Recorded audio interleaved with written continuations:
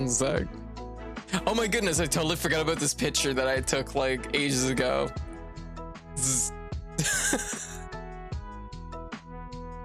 I just had to be rolling through looking for something else. I'm like, oh, that's wonderful. Yeah. Lots of this energy in the picture.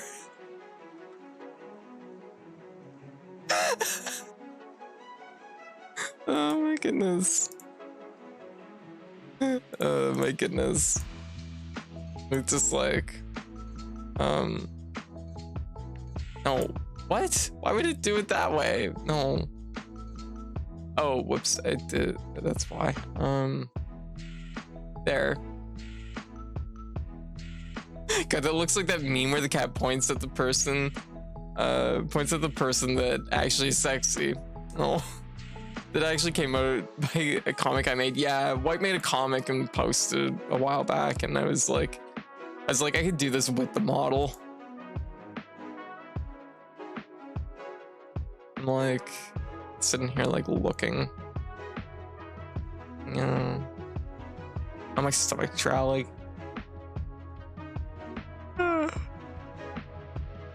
Fine, I guess I won't find the thing I'm looking for. Rude. Yeah. Jeez. Oh, there's another costume White made that I'm definitely not gonna be wearing. Oh, I found it. Yeah, I thought like human ears would give people comfort. I'm like, can I just like just like go like this? I'm gonna just go like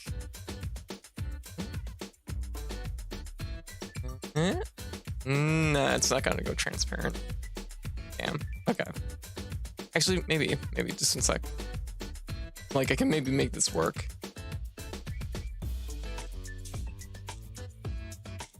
Nope. There, I did it. There. Those are too big. No. Do my human ears give you all comfort? Yes, no. Okay. That's fair. Much comfort. Okay. You're very comforting. Okay. Good to know. Yeah, I don't know. The human ears, I might axe them eventually. Yeah, that looks like the white person comic. And you don't have the I threw up in your sandals look that cat does. Yeah, I probably didn't throw up in some sandals, maybe. I don't know. Actually, that's a very much a thing I probably would do. So you try the human ears up top, covering your cat ears. Oh, let me try it again. I have to bring the asset back in.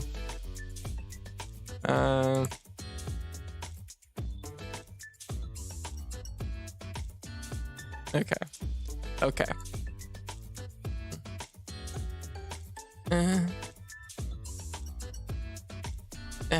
There.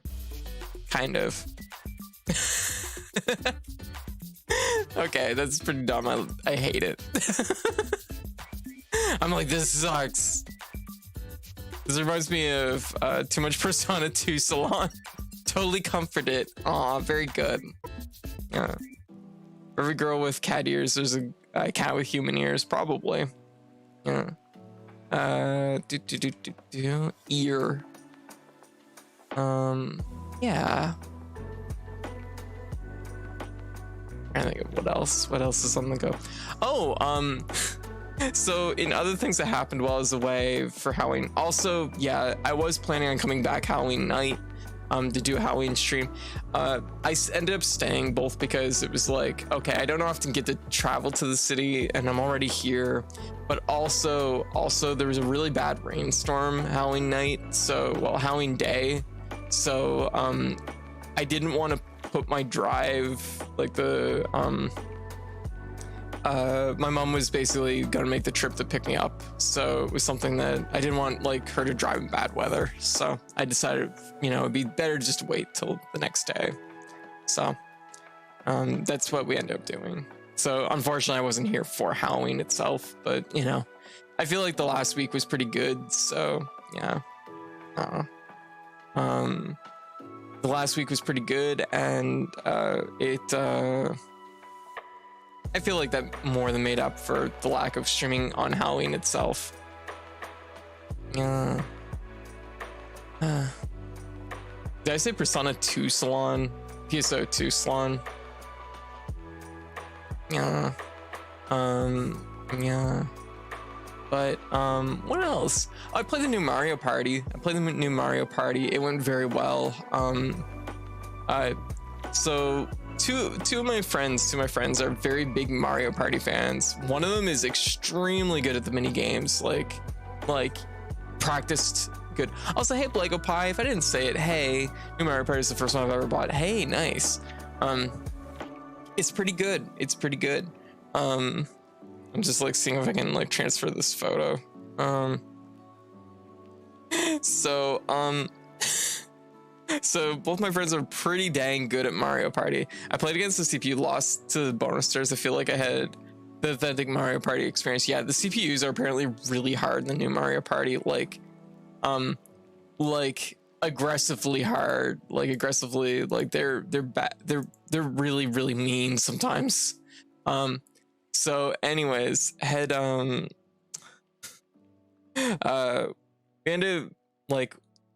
friend that bought it is a huge Mario Party fan and also very good at it.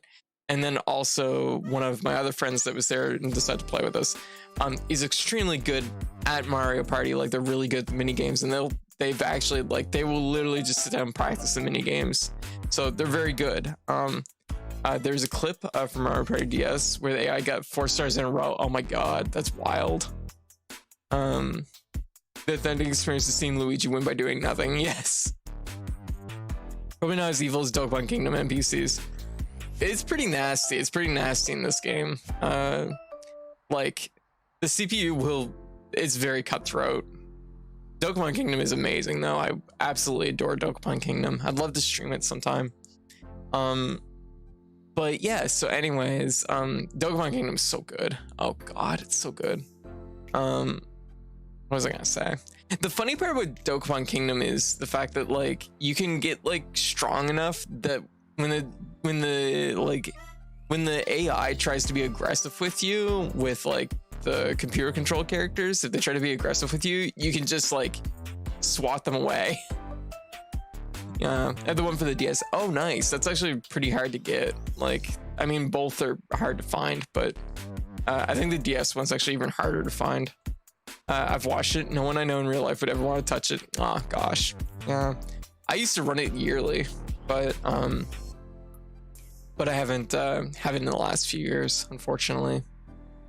DS is such cutthroat AI. You know what? The DS one makes sense. Yeah, that one is really, really cutthroat. I've heard. What was I gonna say? Anyways, Mario Party. Floating controller. Yeah.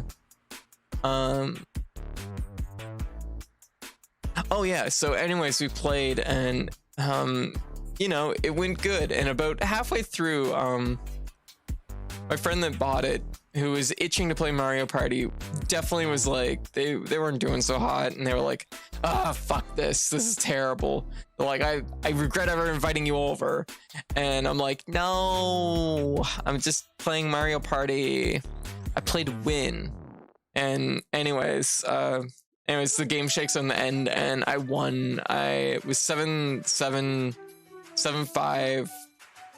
2-2, I think, for stars. So I won. I did really good. And yeah, my friend was not pleased. They were like fuck this is terrible game.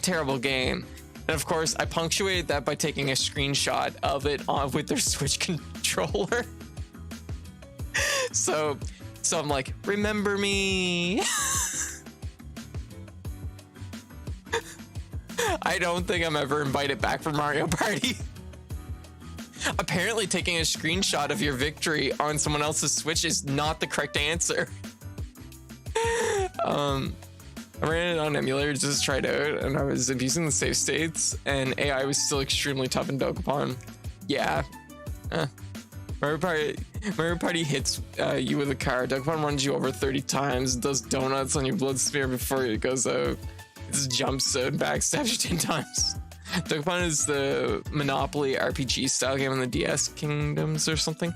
It's kind of like that. It's basically more JRPG like focused. There's a little bit of an element of like Monopoly, but it's not like super strong.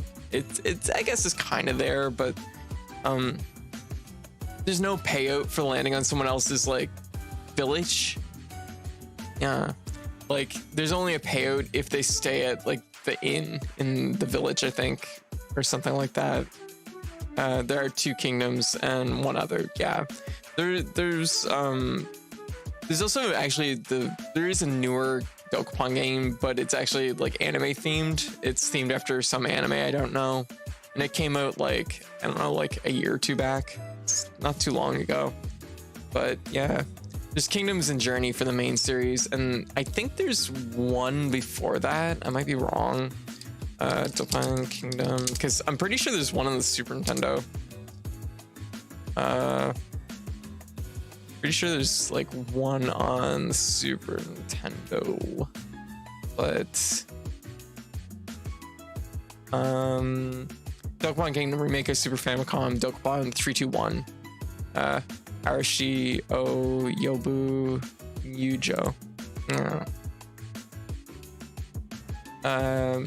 It's like if Monopoly and Mario Party had a child that was addicted to JRPGs. That's a good way to put it, White.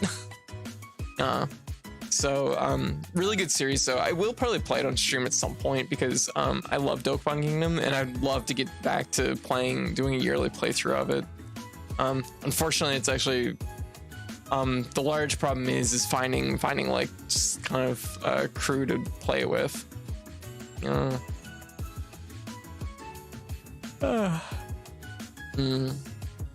Don't you all start throwing your hats in at once? Yeah.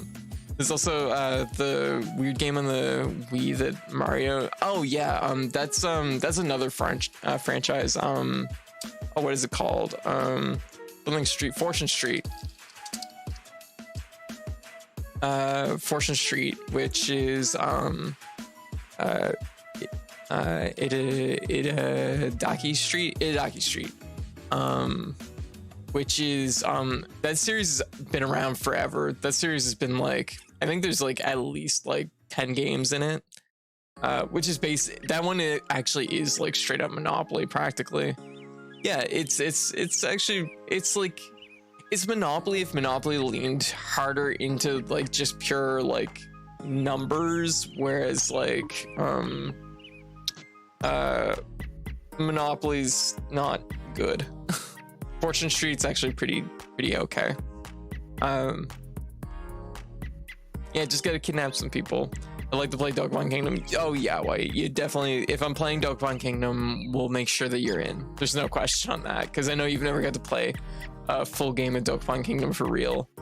I just found out that Robot Wars is up to part 30. That is a huge series. Oh, hey, peanut butter cups, nice, very good. Pardon me. No. So, anyways, but I guess we've kind of just chilled and chatted for a while. So I think it's probably we're overdue for Mirrors of Fate. I am starting it really late tonight though, so I do feel kind of weird about it. Do y'all think I should maybe hold off and do it tomorrow or like earlier? I mean, we have a pretty good room right now, so I guess we're probably good to go. I don't think anybody's gonna like feel heartbroken they didn't get to see the end of Mirror of Fate live. Yeah, almost 1.5 hours of just chatting before Mirror of Fate worth. Oh yeah, no, like I actually love doing just chatting sections for streams. It's just, honestly, I usually don't have that much to talk about. That's the only reason I don't. That's usually the only reason I don't do more. Oh, that is kind of loud, isn't it? Is that like too loud? That's probably too loud. It's a really loud title screen, but the game itself tends to be lower. Yeah. Oh, well, thank you, Wang. Thank you. yeah, like, and I would do just chatting more, but like there's a lot of instances where it's just like I'm like I have nothing to talk about, so you know it's easier to pace it against like a game. Oh god, I gotta sneeze. But it's just got turned to a yawn instead. Hey Daryl, how you doing? What you up to? I think my model's being laggy right now, isn't it?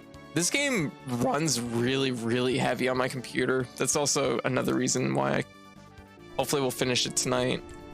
It'll give me a heads up how the volume is, if it's like too high, too low, etc, etc. Daryl, thank you for the sub. 6 months. Thank you so much. Actually, I might be able to reduce my pardon me. It was laggy a bit, but once the game loaded, it cleaned up. Okay. Good. All right. So we're back in it. We're back in it with Castlevania Mirror Fate.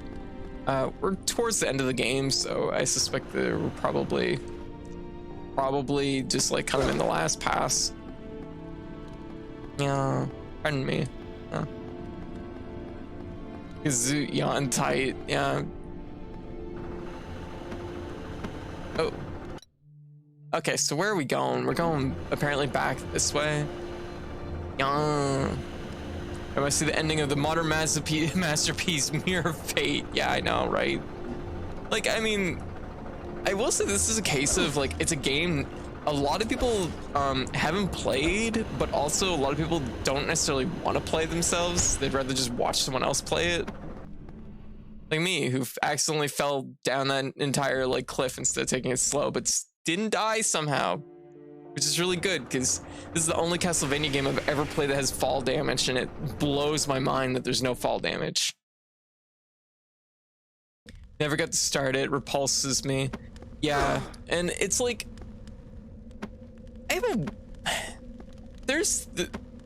honestly, initially I was kind of like, like if it wasn't a Castlevania game, if it wasn't for the fact that I'm trying to complete every Castlevania game, every 2D Castlevania game, I probably wouldn't have played it. Like, this is just like getting me to like the, you know, basically getting me to the point where I can at least say it's like I've beaten every one of them. Get me to that point, right? And I'm like, okay, that's like something. I go the right way, I did. So that's really the only thing that pushed me to play it after the initial bit, because like honestly, it's not the worst, but it's really, whoa, well, that's interesting. I figured out how to do a fucking super jump.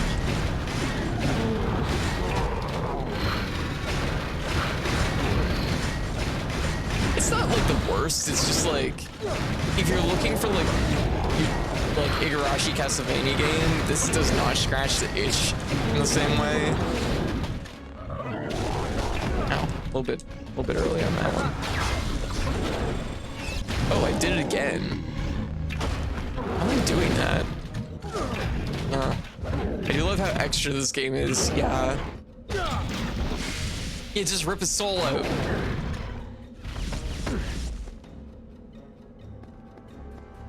There's a switch here, but it's not switchable. Okay, that's actually kind of cool. That's an interesting little piece of tech. I figured out how to super jump. Like, yeah. Game's a bit loud, overpowers you a tiny bit. Okay, I'll reduce the game volume a little bit. Yeah. But like, this is a case of like, I'm getting pet right in the eye. Yeah. This is a case of like a game that it's like, I want to be able to say that I've played all the 2D Castlevania games and beat them, and you know what? Finishing this game isn't gonna be that bad. Like, I've played worse games. I've played worse games that, like, I've played so many like games that are worse than this. This game by moments really does get under my skin though. So that is a little bit of a thing.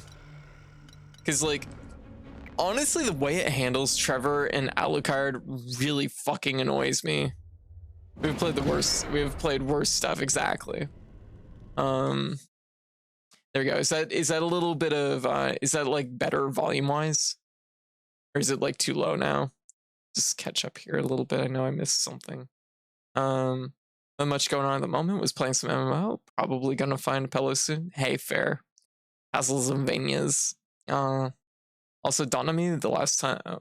Donami the last chat. Mercury Steam worked on this Castlevania and Metroid. Yes, that's actually one of the reasons I wanted to get to it in this month, so I could do kind of like that kind of like I could actually say that it's like, okay, I've played like their first Metroidvania game and their most recent one, and just like how it's stacked up. I do think they've gotten like distinctly better at them, which, you know, given this moment right now, yeah, that's not hard, but no, like I do think that there is like they are better, and I think Dread was very solid, which actually I sold today, which is kind of a little bit of a heartbreaker, but like Dread is very good.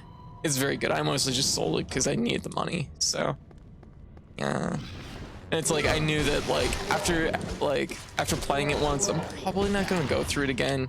Speedrunning it looks fun, but it also just, I don't know. I just don't think I have the time for it, and I just don't know if I have like the interest in engagement for speedrunning that game specifically. I think if I was gonna speedrun something, I'd probably do just not that game. Dread, a 3-course meal, Mirror Fate, cafeteria lunch. Yeah, basically, yeah. Like Dread is very good, so you know it's nice to see like the developer like grow and improve.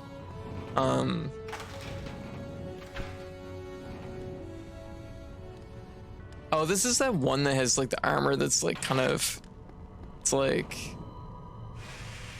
halfway. Where am I going? So I need to go down through the, oh, I could just jump on the thing. Here we go. I was wondering how to get that one, but I didn't have double jump earlier. But analog stick on 2D platformer. Okay, you got to hear me out on this one, because you can switch it to the D-pad in that game, but when you switch it to the D-pad, your aiming becomes really like it's not good. You lose so many like free angles with like your like aiming, that I understand why they put it, but I think the best answer would have been to have actually both the D-pad and the stick be like actively movement options. Just have them both control movement, so that you could move with the D-pad when you want it, but also like switch to the stick for aiming if you want. Like that would have been the perfect answer for that. But I think if you had to choose one or the other, I think the stick actually just edges it out a little bit more, because of the stick edges it out just a little bit more because like of having there's a lot of moments where you need those like that flexibility of like the angles you're shooting. Like the only time I felt like where the D-pad would have been like distinctly more useful was getting doing the speed boost puzzles, where I'm getting like 2 extra rockets or whatever, 2 extra missiles, where it ultimately doesn't matter, but it's just for completion's sake. Extra bomb has helped me. Hey, can we put 2 types of controllers? Nintendo, no. Yeah, I don't know. Weird decision. You can manually change it though if you want to under the Switch's like overwrite controller options, so you can use it to overwrite it. I feel so slippery trying to platform while being chased by robots, and I have an analog stick. Yeah, the game itself, like even with D-pad, because I did briefly try it off stream on D-pad, the game itself does feel slippery. Like it is just like in the way that game feels to a degree, because your movement is very quick, but it does cause a lot of instances of on stick moments where you're like, particularly if you're using the speed boost, where you'll end up just like crouching, or you'll just kind of get like a weird like jump sometimes. This is a weird thing. The electro bomb has helped me clear a route through the dungeon, but care must be taken. Some of the enemies are resistant to its rays. What? I haven't seen anybody resistant to the bomb. The bomb is amazing. Don't talk shit about the bomb, you stupid corpse. Yeah. Okay, well, It's a locked door. But no, like the slipperiness of like Metroid Dread, I think, is also largely in part to the fact that it's built to be like, it's very clear the developer knew like this game has to be built in a way that like speedrunners can like enjoy it, because it's at this point it's a cornerstone of Metroid, right? And I think this slipperiness is a byproduct of allowing a very like high degree of control, like almost too much so. But like the slipperiness comes from the fact that it controls like that well, basically. Oh no, there's pointy rocks down here. Also, how's the volume now? Is it too high or too low? Guess we can't go down that way. Yeah, I assume I'm a slow runner. Aw. And I mean, like, generally I don't speedrun. I've done speedruns for games, but it's not something that I do a lot of. Oh, I bet I can swing through this gap here. Yep. Yeah, look at me, I'm a genius. I broke a wall.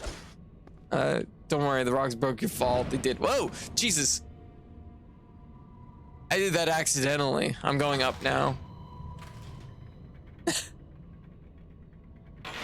So you know how you do the super jump in this game? You double tap forward. You just double tap forward and you get a super jump. That's scary. I found using the cloak really useful against the enemy. You know, you can keep the cloak in exchange for health.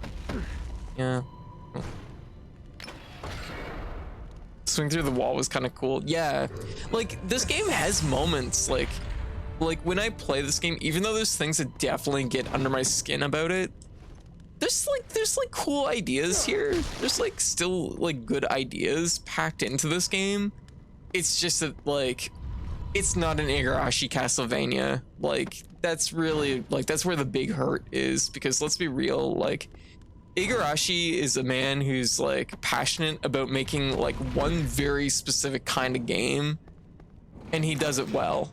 And like it's hard not to be like, it's hard to look away from that, because it's like this genre is his baby, you know what I mean? So like any instance where someone else is like doing that is always gonna have to be met with like a level of like, well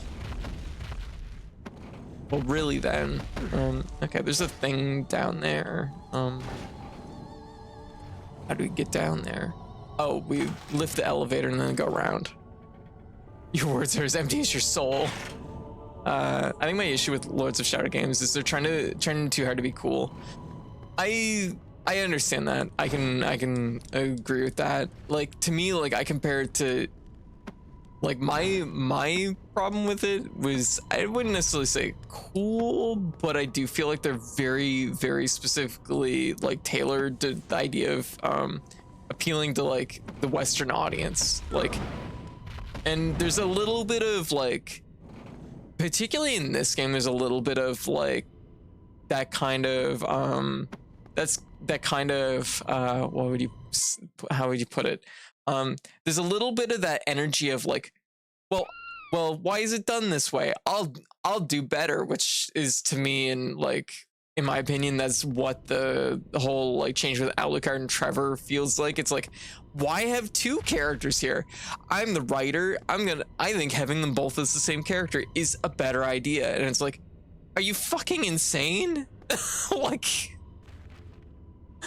why would anyone, like, these are individually two strong characters in the Castlevania lore, and like making them the same person is like such a bizarre decision.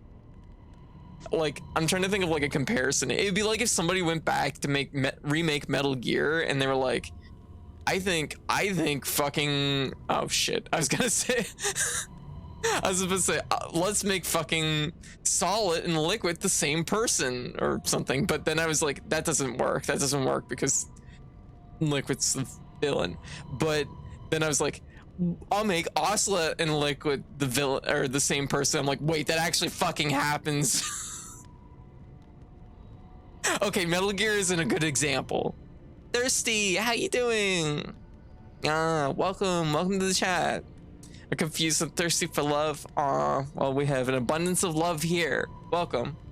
Let's make Samus and Metroid the same character. Oh, yeah. Pretty sure Metal Gear has done that. I know, right? Well, except for the fact that, like, Ocelot is just like, no, I was fucking bullshitting y'all the whole time, which I think is actually kind of hilarious.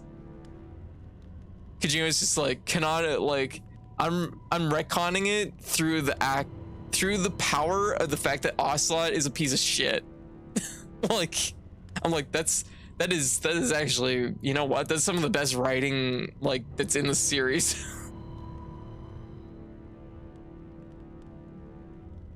And that comes from someone who fucking adores Metal Gear, so.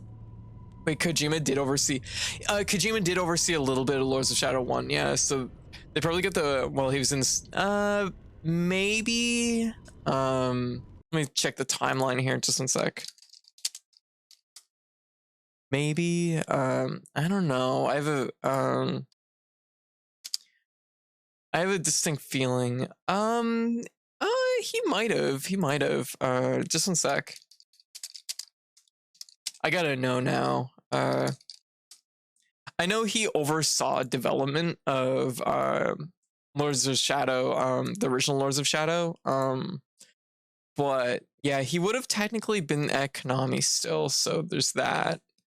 Where is it? Let me see. I just want to see if Kojima did not have anything to do with this game, according to a quick check of the credits. No. Okay, so Kojima probably wasn't on. Honestly, given the time period of this game, he probably would have been still like deep in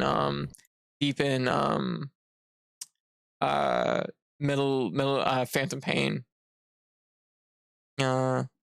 Hey, no worries, Drac, no worries. You have a good night, okay? Get some rest. But I die of no sleep tomorrow. Oh gosh, yeah, get some rest, okay? Rest is more important. But yeah, making Trevor and Alec be the same person makes no sense. I know, right? Like, it's actually, pardon me, there's like a lot of things you could retcon about like Castlevania's story to make it like clearer and maybe more like digestible for people. But like that isn't one of the things. That's especially not one of the things. This game doesn't have Kojima trademark of such an attention to inconsequential details. Creature with a glass mask appeared floating in the air, inviting me to discover the secrets of a dark room. For some reason, I knew the end of my story would come within these walls, and yet there seems to be nothing I could do to change my destiny.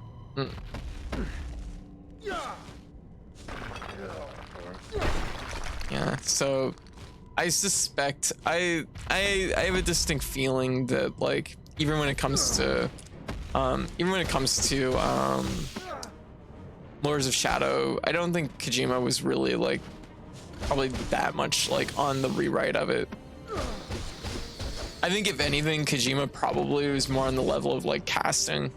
He like getting Patrick Stewart to voice like Death is like very much a Kojima kind of move. Okay, so we went over there. Is there anything down this pit? I assume no, but yeah, it looks, well, it's water. I mean, I can, is it, I mean, those look like spikes. I don't know. Okay, we're just gonna quickly, I mean, worst case scenario, I just fall to my death. Oh, yeah, see, like, there's stuff down here.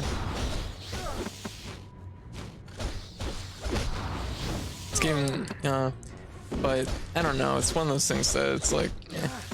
Oh, whoa, I didn't know they could do that. No, stop screaming at me, rude.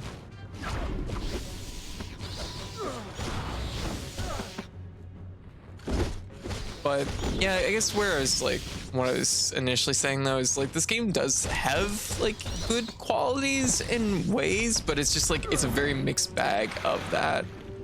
Like like consistency isn't like Mercury's team doesn't have consistency yet with this game, like with the formula. With Dread, they actually feel like there's like a level of consistency within the game where it does feel where it does feel pretty balanced as a whole. I do have some strong critiques about Dread. Personally, I think the hidden blocks, the way they utilize them in that game is really bullshit at times. So that's like my two cents on that.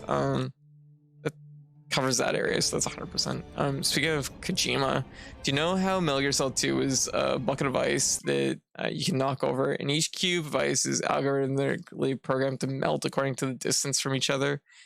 Interesting. That does sound like a Kojima thing. I'm mostly amused about Metal Gear Solid 2 about I forget what the person's like role was. It was like one of the assistant directors, basically like Kojima coming to them and there's an interview you can find with this person where he talks about Kojima coming to him and telling him that there needs to be a vampire in Metal Gear Solid 2, and just like not believing Kojima. He thought Kojima was joking, and then he's like, wait, you're serious? And like the most tired, exhausted, like, okay, we're gonna put a vampire in the game. And so then we put added vamp to the game. Like, just the way, like, you can tell just the way, like, with their tone, like how Kojima, like, probably is, like, how it is to work with Kojima, because it just sounds like Kojima is like famously like scattershot with his ideas. So like to work with that is probably like working with someone that's basically insane. Oh, I'm okay. Okay, what's like down here? Oh, we got stuff. Floor. Ep.4 just seems to follow my every turn. All of the corridors open to me. Why did I choose this one? This one's underwater. It says salvation. I find my death. Alas, it was my last bad choice. Yeah. Does Kojima Head Snake swap his brain out with an animal yet?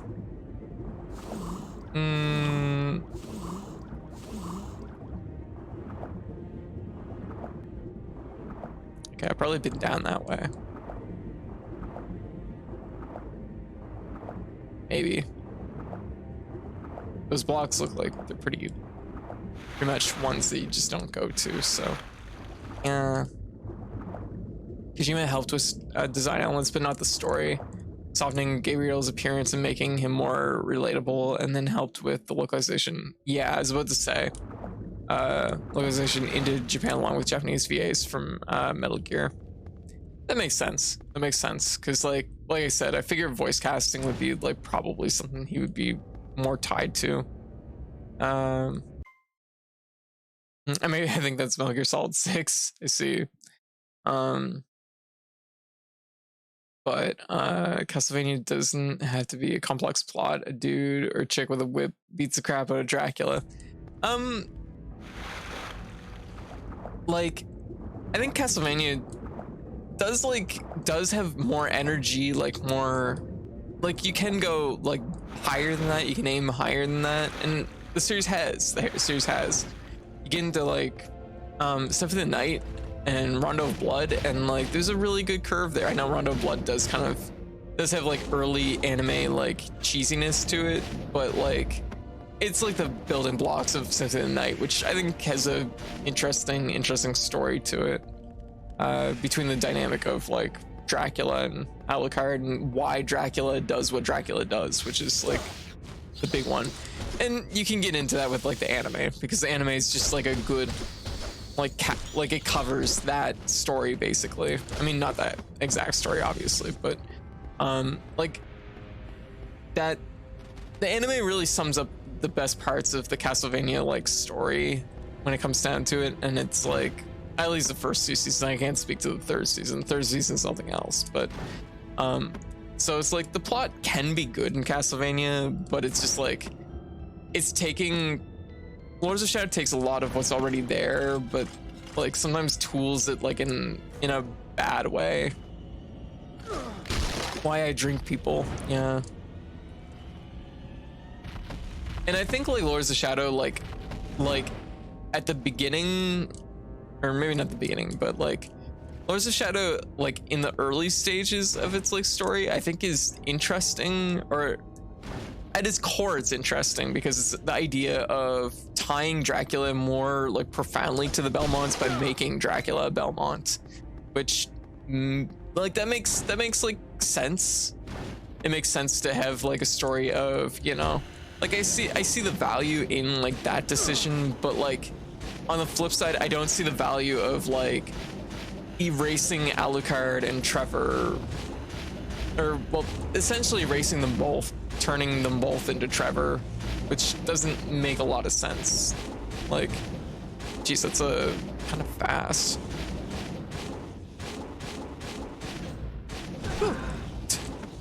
I made it.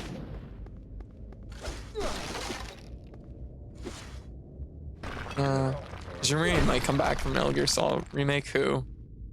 What? Kojima for Metal Gear Solid remake? I mean, that'd be pretty cool, but I can't imagine Konami even wanting to like try to like bench the cost Kojima's gonna ask for. But Metal Gear Solid is his baby, so I don't know, maybe. Like, oh, David Hayter voicing Snake. Oh, I've heard, yeah, I've heard that too, which makes a lot of sense. That make it like, okay, so like replacing David Hayter was definitely like a Kojima decision, which I think was a fucking shitty decision on Kojima's part, because like David Hayter is like so iconically like Snake's voice. You can't fuck with that. And like, yes, you could argue it's like, oh, there's a reason for that plot wise in Phantom Pain, but it's also like, is there though? Is there like, yeah. It feels like a twist for the sake of having one. Yeah, it makes sense in Metal Gear Solid 5. Like, it does, but like, this is also somebody who's like this is, how to put it, like, if you're gonna go all, if you're gonna go that deep into, you know, into it, why wouldn't they have the same voice?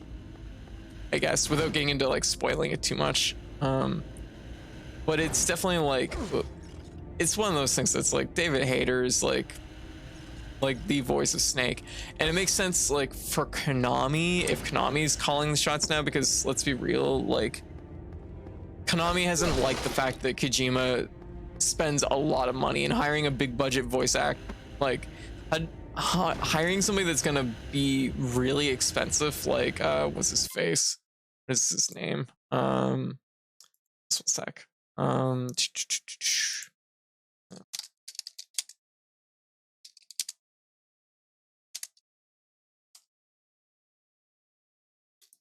Hiring Keith Sutherland, like that's a big expense that like when everybody's saying like David Hayter is like the voice to have, who's also gonna be much cheaper than Keith Sutherland.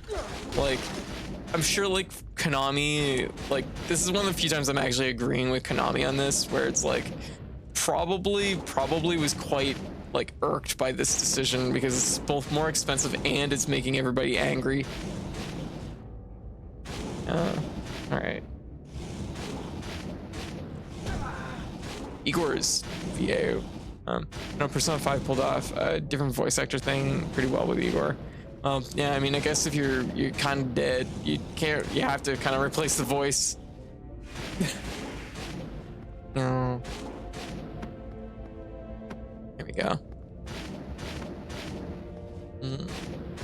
So this is an annoying spot because there's a spot on the map to clear here and you can't really reach it without falling. Ow. Oop. Woo! Yeah. Oh, so that's a VA. It was like in 2 games. True. Like, I'm not saying you can't replace a voice actor, but I'm just saying that, like, whoop. Okay, no edge. Yeah. Okay, I think I know how to do this one. Yeah. I'm not saying you can't replace a voice actor, but I'm just like, oh, that didn't even like flip it. Whatever. Who cares? All right. Let's get out of here. I'm not saying you can't replace a voice actor, but it's like what's the reasoning behind it, right? And let's be real, the reasoning behind Keith Sutherland being the voice is because fucking Kojima was a huge fan of 24. That's honestly probably the #1 reason. So, because like if you want the fast track to figuring out like what's gonna make it into the next Metal Gear game, you know, back when Kojima was at helm, all you have to do is look at like Kojima's like blog about whatever like movies or TV shows he's talking about, and he fucking adored 24. So there you go.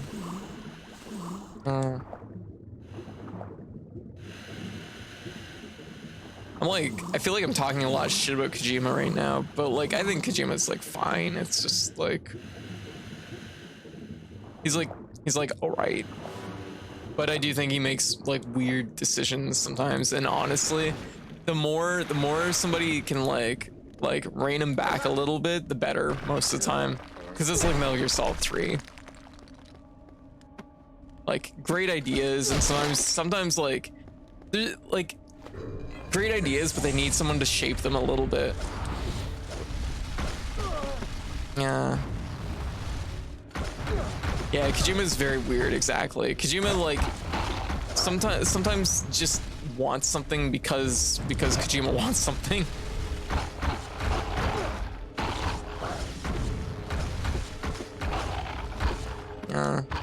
You can tell Kojima decisions based on his letterbox page. Exactly, Zarboil. Like 100%. Also, geez, that really raised up my health, didn't it? Like when I first saw these health bars, you could tell at the beginning of the game like how much your max health was gonna be, and I was like, oh my god, our health is so low starting out. Like, how will we ever get more health? And yeah, it turns out it adds up. Adds up pretty quick. I mean, not pretty quick, but you know, it's getting there.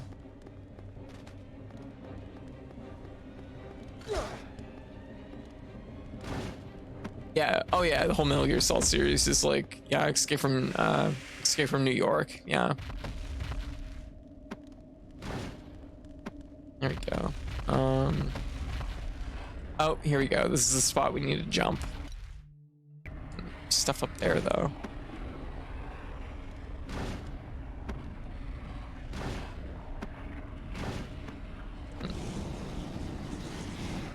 There we go. Made a typo.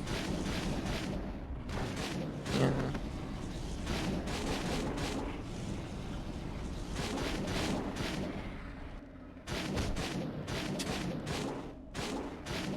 Stupid wheelie cart.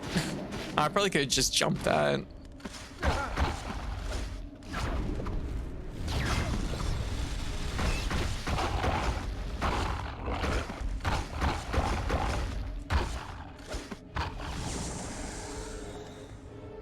Yeah, I leveled up.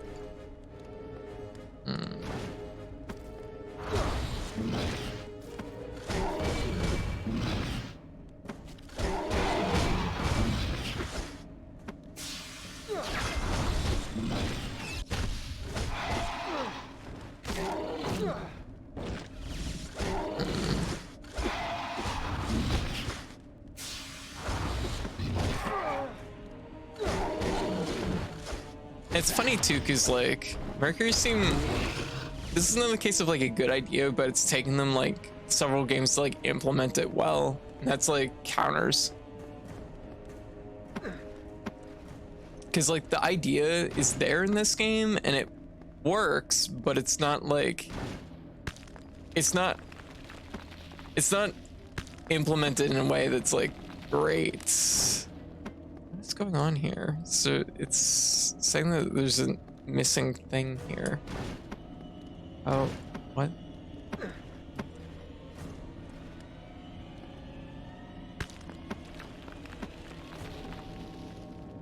mystery.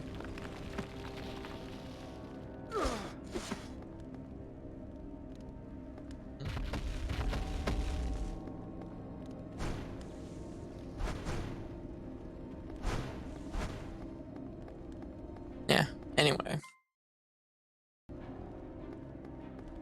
Yeah.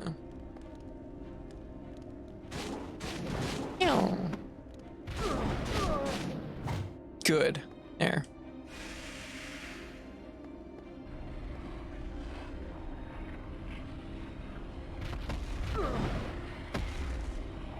Okay, we jumped the river of lava. We have a new area, I guess. Cube. Oh, cube.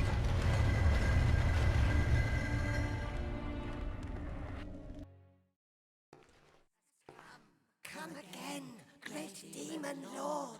Free us from him. Time for your vengeance has come. Come again, great demon lord. Free us from him. Time for your vengeance has come.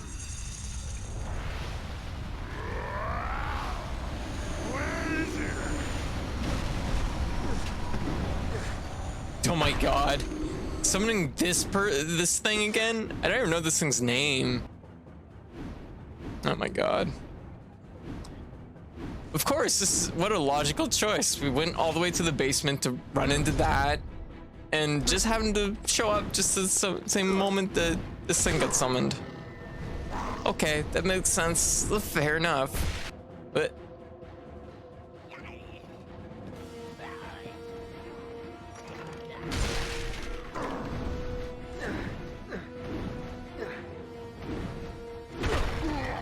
oh.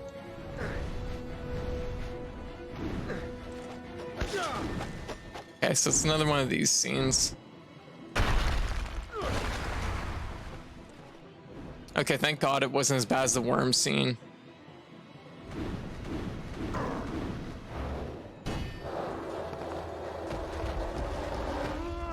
I guess it's not over yet. Okay, that works. Yeah.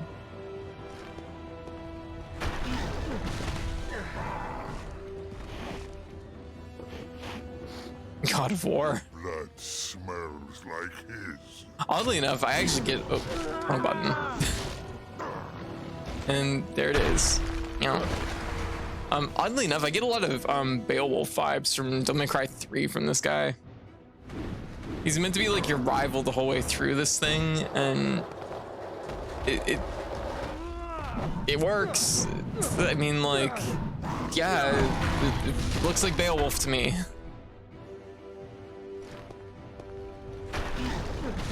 I just wish I got some sick gauntlets from him. Your blood smells like his.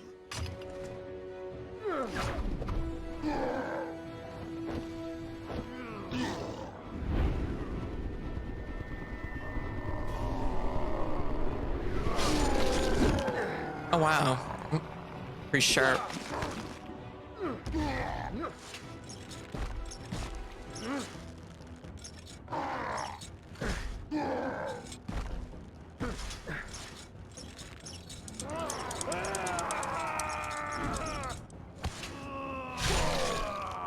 Ooh, yeah.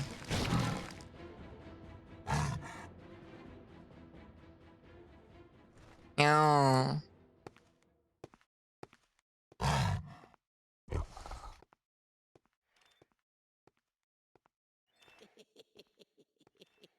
Well, that's one way to do it.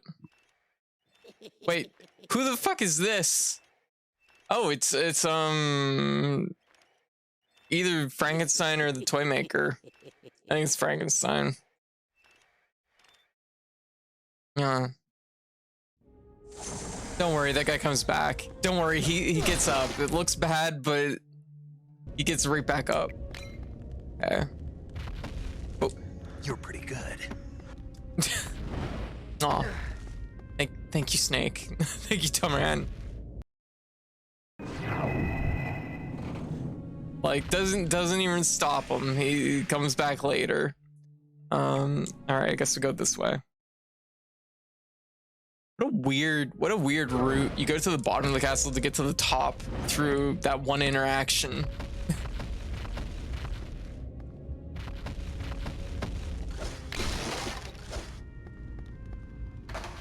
Goofball with the glasses is the toy maker that I remember. Okay.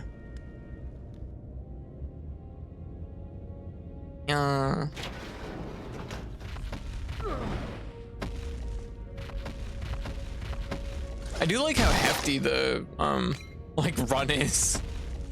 It's really heavy sounding.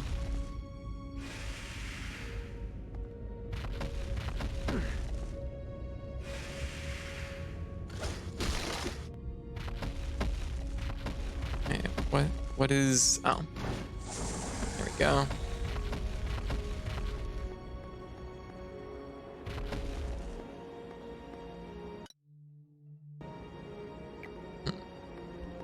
Okay, big staircase. Yeah. Actually, just one sec. Oh, never mind. We're in a story sequence.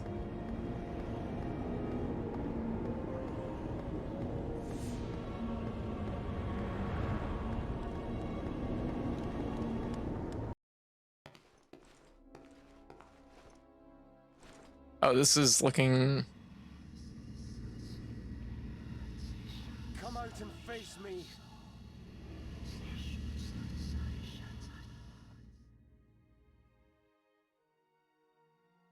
I was planning to pay a visit on the Brotherhood. It was unnecessary to send someone special to meet me. I say that because I see you hold one of Gandolfi's weapons in your hand. In their desperation, it seems the Brotherhood have deceived you. Yet I would know the name of the warrior who wields such a weapon. Someone for whom your very existence brings shame upon me and my family, devil. You are an abomination upon this earth. I know who and what you are, and this day I claim vengeance for my mother's murder. So it's personal then. That makes things far more interesting. Revenge is a powerful emotion, my friend. It has been my closest companion for many years. I have killed so many. I have sent them all to a better life. Surely you can see that.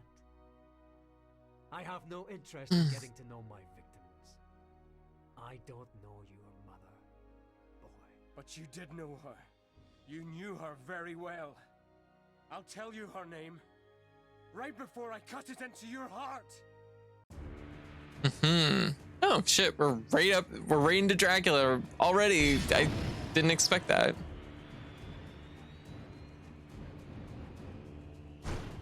Oh, okay, so we're finally using her polarity again. Oh.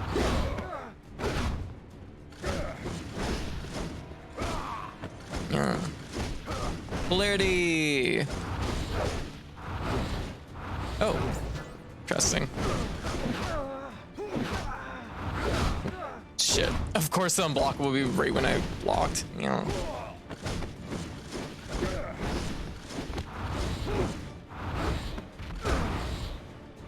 Yeah.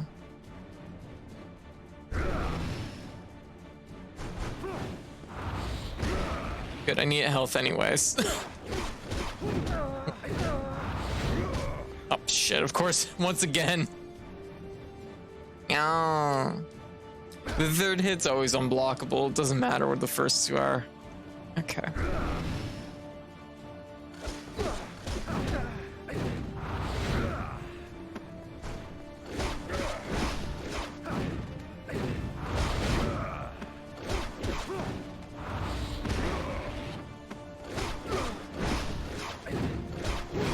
There we go.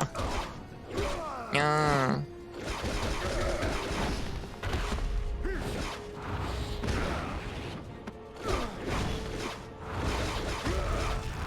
Oh, okay. Oh, wow. Wow. No, those are very much staggered. Yeah.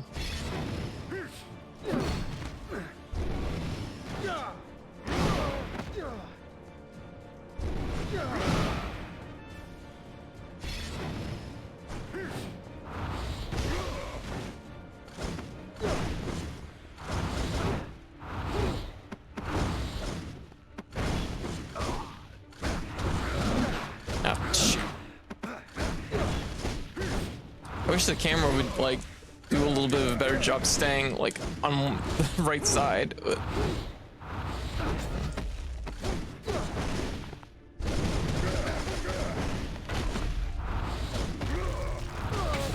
Shoot.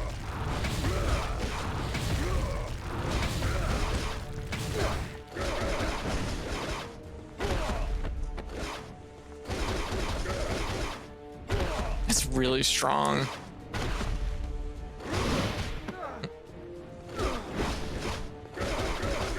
It's so strong. Ah, shit.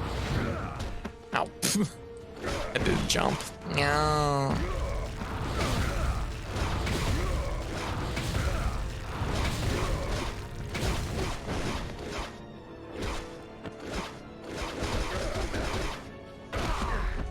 Yeah.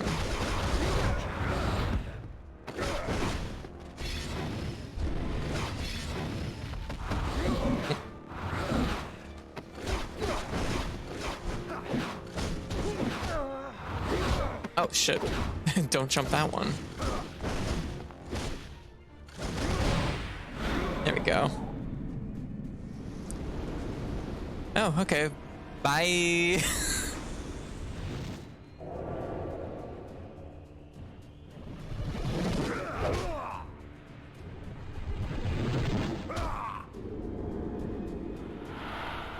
Now you'll know who my mother was!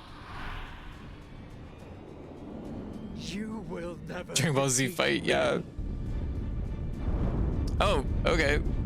Don't get hit by the fireballs, I guess.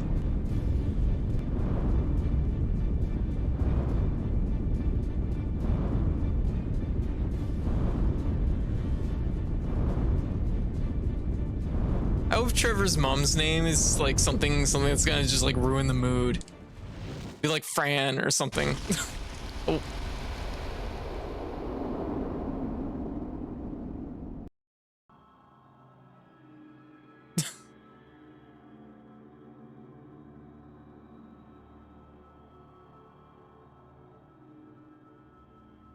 So this isn't the true Castlevania experience because Dracula isn't on Gianna's throne when confronted. True. Actually, I mean, the first 2 times you do encounter him, he is on his throne, so. Oh, it's our little ghost friend. Yeah.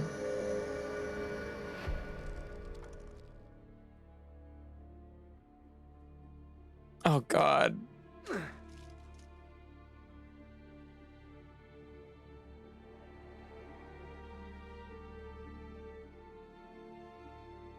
Oh. Oh, geez, you put it in the wrong, you put the stake in the wrong person, Trevor. Ugh. I understand everything. I have fought against my fate. It's like even 2 though it's steps. in You vain. just had to follow 2 steps. Take stake, insert stake into Dracula. You accepted your fate. You were betrayed at every turn. Yet you still followed the path set out for you. Even when that betrayal included your own wife. Fate is cruel. But in the end, I pity you, Father. Father. Wait, Dracula's like, holy shit, did I miss a story beat here? What is this?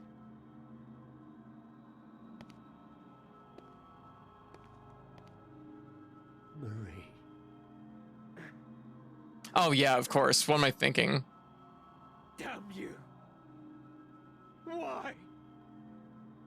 No! No! Live! Live! My son. This is the weirdest looking CPR I've ever seen. Yeah.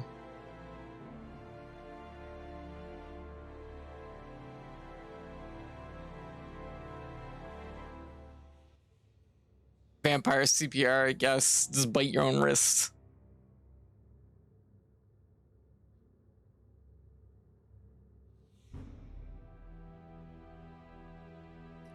Dracula's a grumpy dad. Look, he's like, geez, look what I did. Ugh.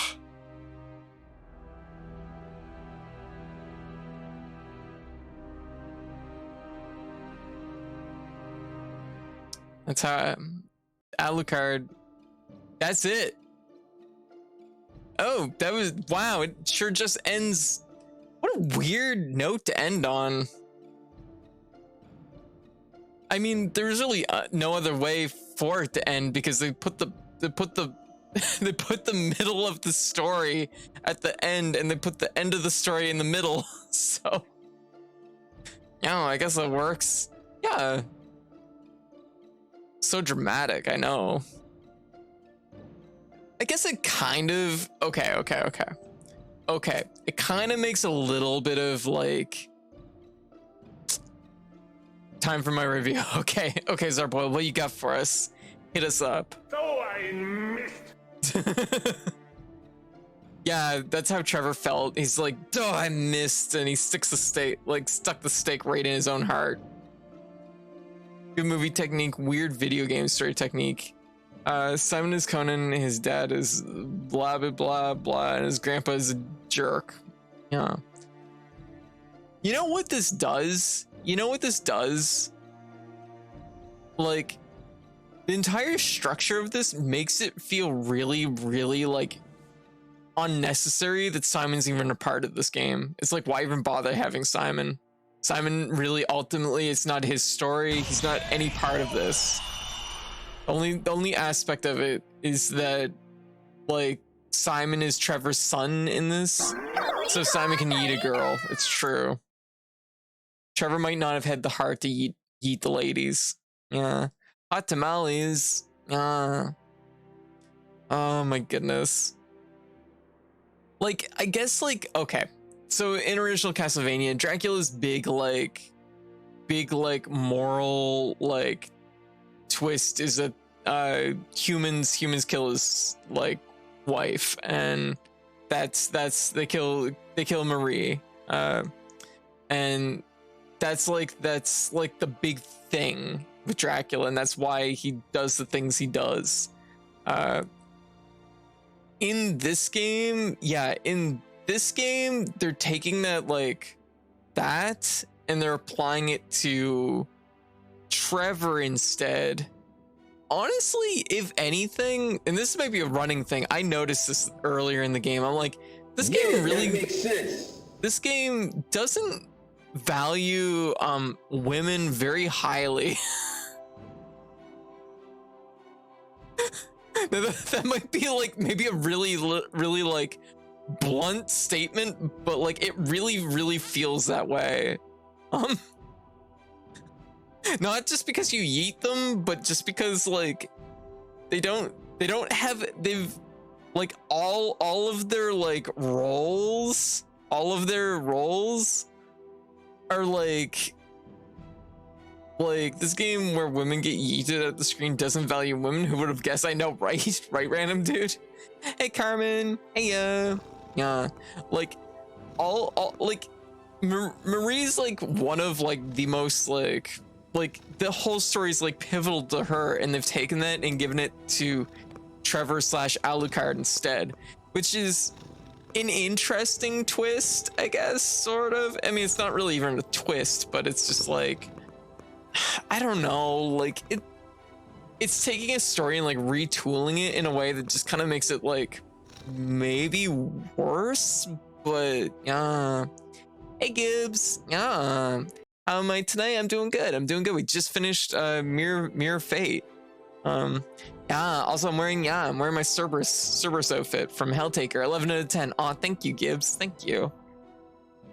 Yeah, White put together this well, actually it's done by a different the suit is done by Creamy, who the suit is actually available for anyone to use, but White fitted it for my V body like last week. So are you gonna 100% this? Honestly, I'll see where the percentages lie at the end, but honestly probably not. The game was okay. It was like it was probably a good game to experience, and now I can basically say I've beaten every Castlevania game, every 2D Castlevania game, minus Haunted Asterix minus Haunted Castle, which isn't like, I can say I beat every 2D Castlevania game that has the name Castlevania in it, so that's something. Reminds me of the hideous line said by the commenter. I like your stream 3 out of 10. Oh my god. Like, I couldn't get over that person. It was just somebody in the chat and they're like, I really like your stream. Like, I'm having such a good time. You know, they were like going on about it. And then like at the end of it, they're like, yeah, I like your stream 3 out of 10. And I'm like, huh? I'm like, it's so low. And then they never came back. They just vanished. I'm like, well, you know what? Fair. Like, okay. You've unlocked hardcore difficulty and boss rush game modes. Ugh. Did I want to unlock these things? Lost Soul. Also, they have, okay, so they have the ghost. They have the ghost that, like, oh, we got sealed. Find all the secrets, complete the game, unlock 100%. The exclusive cinematics, separate ways. Oh, it's interesting. So we have slightly more story that you get for 100%. Uh-oh. Uh-oh. Hey, Sevron. But yeah, how's everyone doing? Hope everybody enjoyed. Oh, we can do chapter selection. Oh, that's interesting. It actually breaks down the percentages by chapter. That's actually kind of cool. Like, what if we go under this and just like, does it just start us where? Okay. But okay, it just starts us at like the last save point for the character. Okay. I get it. But like, Simon doesn't really have much really to add to this story when it comes down to it. He's I mean, let's be real, it's Simon, so like, you know, he's, oh my god, the game thought I died, but I actually grabbed the rope. Okay, what's up, White?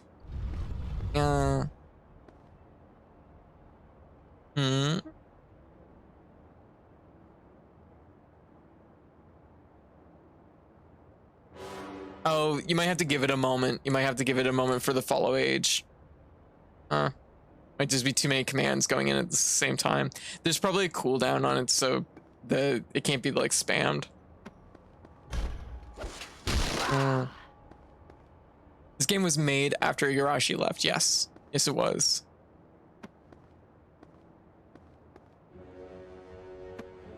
Actually, Igarashi didn't work on this, I don't think, but oop, there we go. The area I'm in is the very top one. Okay. But I don't know if he was still at Konami technically, but wasn't working specifically on the Castlevania series. Let's see. Yeah, just see. Nope, he left. Yeah, it would have been 2004 or 2014, and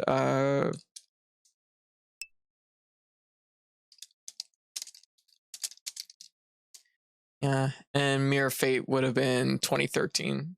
No, he actually was there. He was still at Konami, at least probably as an advisor, I guess, but I don't think he's credited in this game. This game feels like a prequel setting up a plot for the first game.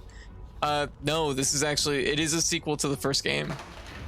Maybe they really did want to reboot the fresh plot. Maybe. Let me see. Just one sec. I didn't look for him in the credits, but we can probably find out really quick if no,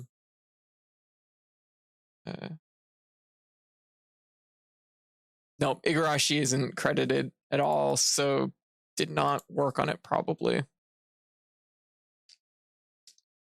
Because I think at that point in time at Konami, I think he was mostly just benched. This game, oh yeah, absolutely. If Igarashi had, like you say, this game would have been like way.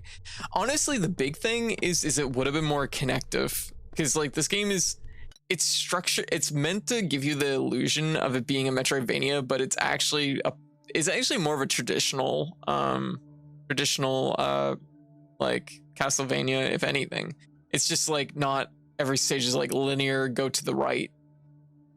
Like it's actually, so it's one of those things that is kind of different, I guess. Well, ooh, there's a bit of a spill. Would have had sick music, yeah.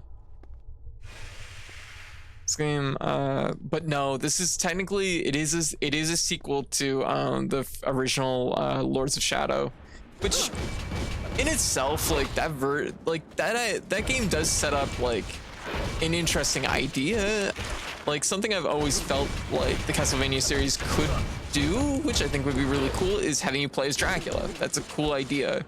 Like Dracula is pivotal. He's, you know, basically it's a case of like, it's like Wario Land, right? It's like having you play as like the villain, quotation fingers, even though, you know, Wario's maybe not so much of a villain as just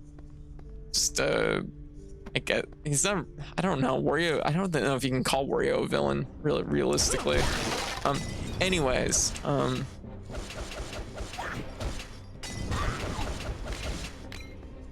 that's a chest up there.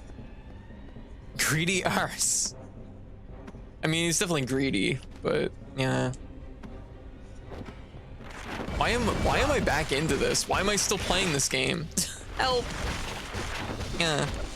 Villain protagonist, yes. Like, oh, absolutely. That's 100% why Igarashi like started doing Bloodstained, because like Konami wasn't gonna let him do what he wanted to do, and he left because he got benched basically. And yeah, so no, that's 100% why Bloodstained exists, because he wanted to go back to doing the games he liked doing, right? So completely understandable.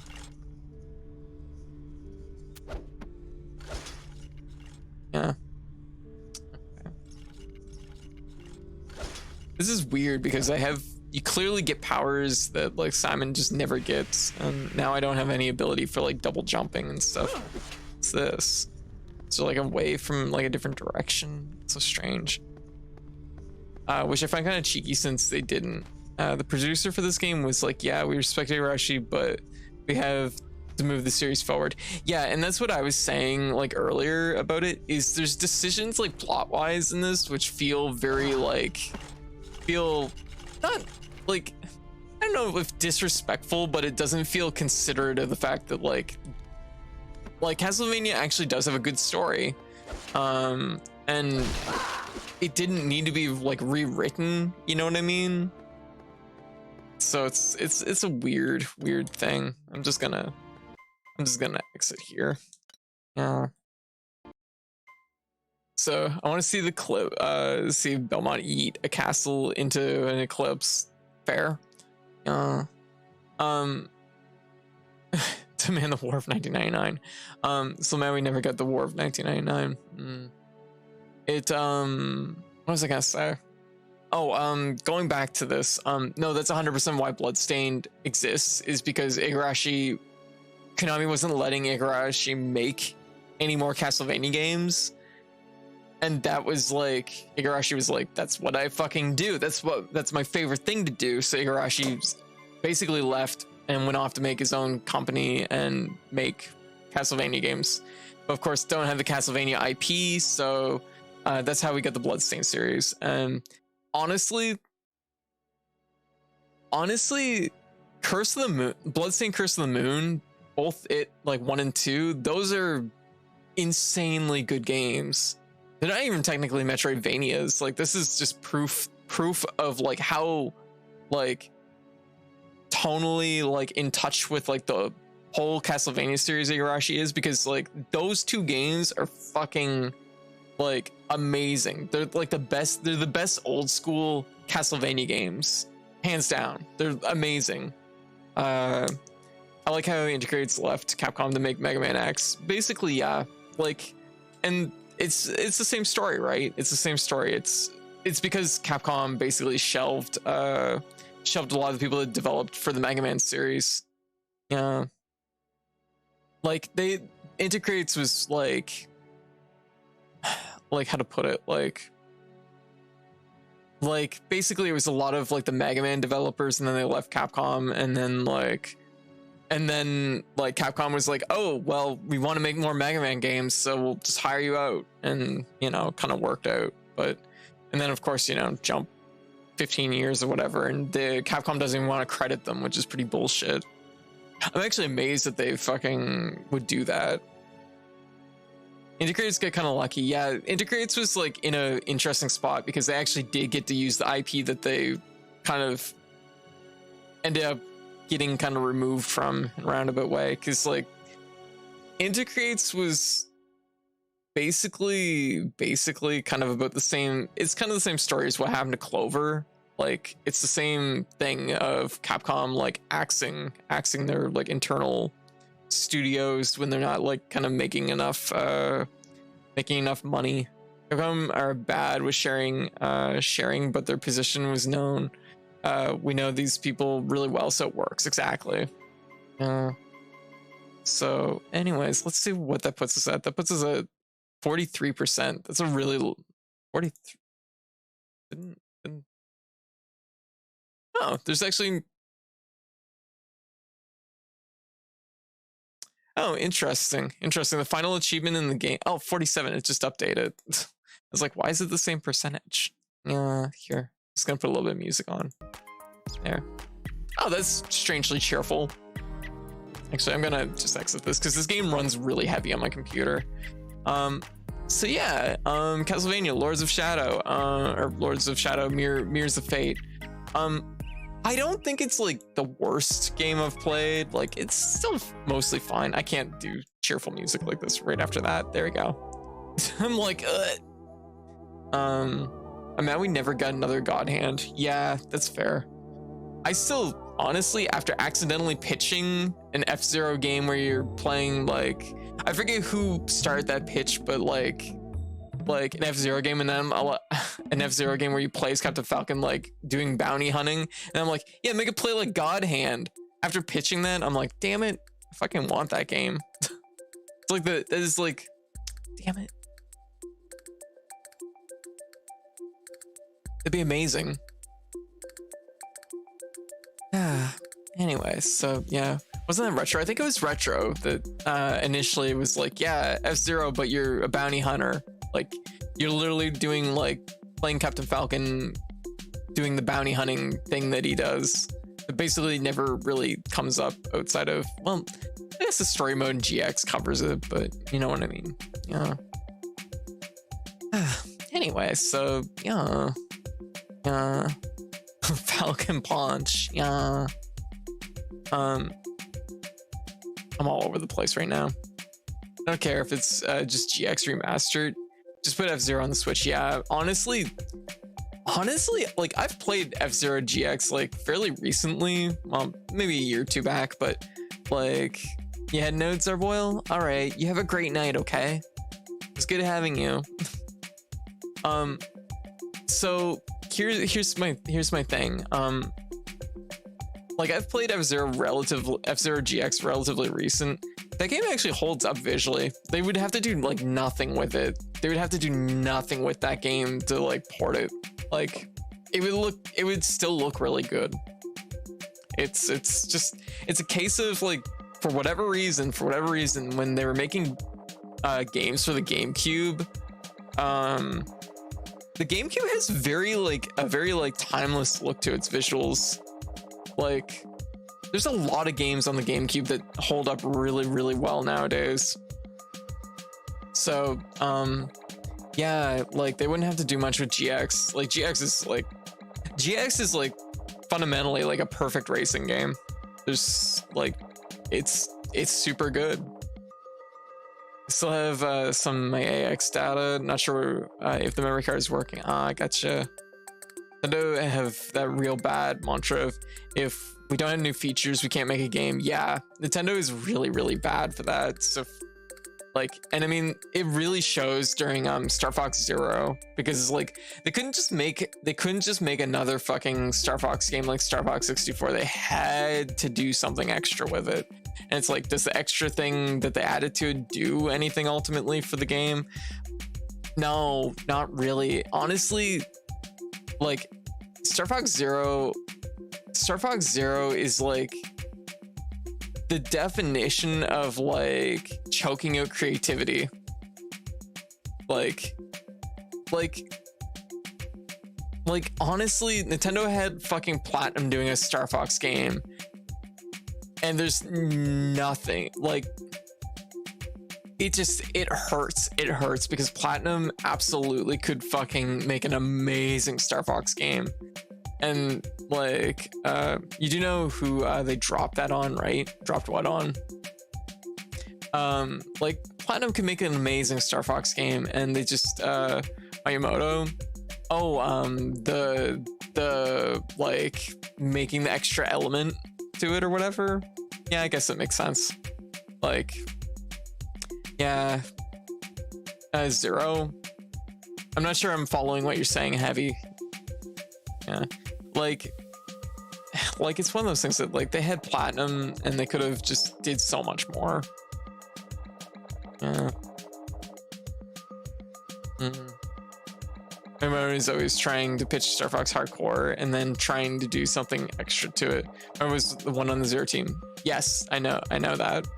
Yeah, like it's one of those things that's just a heartbreaker though. I suppose that's probably why like there's such a like kind of he strangled it hard. Oh yeah, okay. Like I'm like trying to find the through line in what you're saying. I'm like, yes. Like, I mean, when I say Nintendo, like that's basically what I'm referring to. Is I'm referring to the fact that they have Miyamoto in there, and you know, like it's one of those things that like Miyamoto like is in a position where he's like best. He's best, like he's at his best when he's left to his own devices. He's also strict about stuff, yeah, which is, well, like I said, they choked out the creativity in that Platinum could have brought to it. And the thing is Platinum's like the perfect company for something like Star Fox because they know how to like be creative within like the realm of the mechanics that you'd want from that game, right? Which is where the problem with Star Fox Zero struggles with, is it's trying to be creative outside of the mechanics that you expect from a Star Fox game. Nintendo are great developers, but a shitty company, more or less norm in the industry. I mean, even when Miyamoto isn't directly tied to a game, Nintendo's routinely very strict with their games.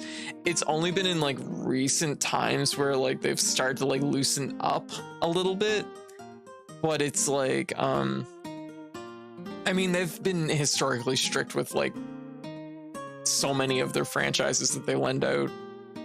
I mean, there's like so many. What I expect from Star Fox, flying and shooting. Nintendo used to be far more approachable in a consumer sense. Yeah, I would say to a degree, yeah. Like, I think Nintendo's in a weird spot now where they're in a, like, Nintendo feels like a little bit out of touch with like both like what they're doing. Like the thing that's carrying the Switch right now is the fact that they actually have a system for once that has really good third-party support. Iwata and Reggie left. They've gone extra corporate and lost. I think okay.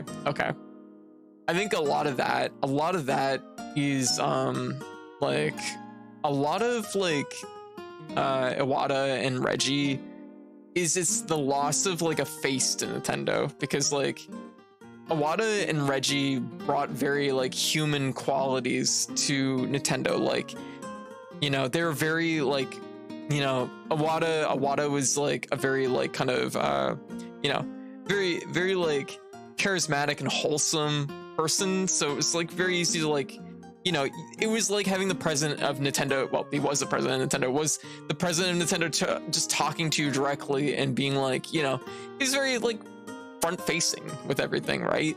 And then you have Reggie, who was also like, he wasn't like transparent like the way Iwata was, but he was blunt. Like, you knew when you were hearing from Reggie, you weren't getting any like nonsense, right? He wasn't like giving you like, he was giving you like corporate bullshit, but he wasn't like flourishing it in any way. He was like, you know, it's like the running joke of like Mother 3 with Reggie, and you know, he was like, you're never gonna see it.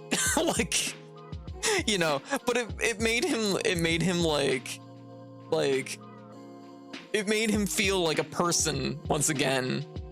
We had Reggie still to this day wouldn't release Mother 3. Oh yeah, like Reggie could have a fucking cargo plane flying over the US filled with copies of Mother 3 in little tiny parachutes.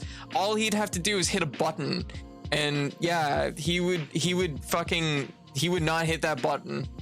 You couldn't pay him enough to hit that button. He would keep that, he'd land that plane, and we would never see Mother 3 again. Yeah.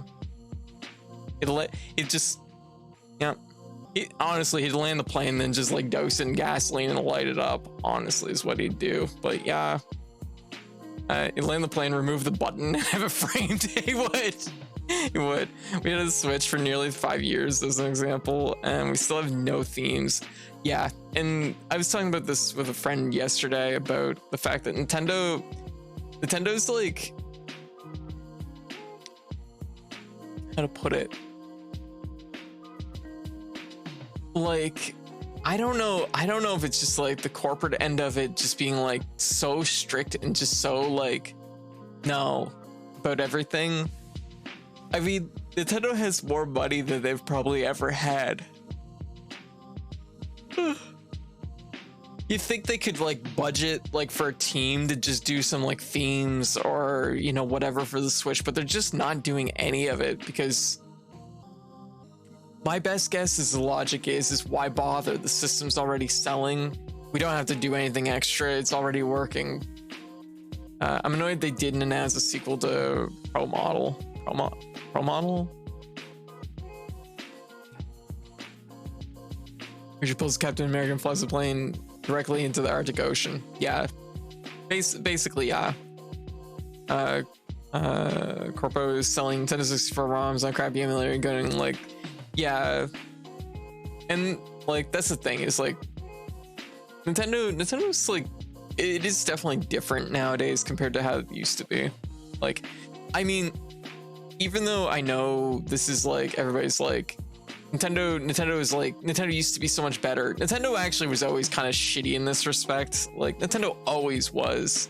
Like, you can look at the Mother 3 thing, you go back even farther, and it, you know, you can literally go back to like fucking 1999 with Yamauchi, Yamaucha, you know,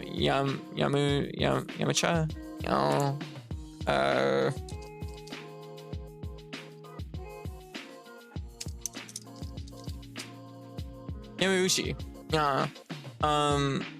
Like, you can go back to like those days, like that's like the late 90s, and he's literally like calling everybody that plays JRPGs basement dwellers. Like, that's a thing he said in an interview, and he was basically like, our fucking company, no, fuck it. Like those were the days when Nintendo was like ruled with like an iron fist. Like, he didn't fucking give a shit about anyone's thoughts or feelings or anything. So like, Nintendo's always been like this to a degree, but like, it does feel maybe more noticeable after Iwata and Reggie, because they were a much more like kind of how to put it, like a much more like, they gave Nintendo a good face, you know what I mean? Nintendo was kind of flailing a bit before Reggie and Iwata, so this is, oh yeah, no, definitely, like. And that was the thing, like Iwata and Reggie did amazing. And I think the fact that Iwata came from like the dev end of things actually made a huge difference in like Nintendo's like quality and their approachability, because like he wasn't just you know, he wasn't just corporate, he wasn't just like the business end, he liked making games, right? Wonder if that had anything to do with Nintendo's relationship with Square. Oh, it was related to it. Like literally TJ, when Yamauchi like said that, Yamauchi, I'm saying it wrong, Yamauchi, there. Yeah. Anyways, don't know why that's being a stickler tonight. Anyways, like that was literally what he was saying in context too, because like Sony Square left Nintendo to work with Sony pretty much exclusively at that point.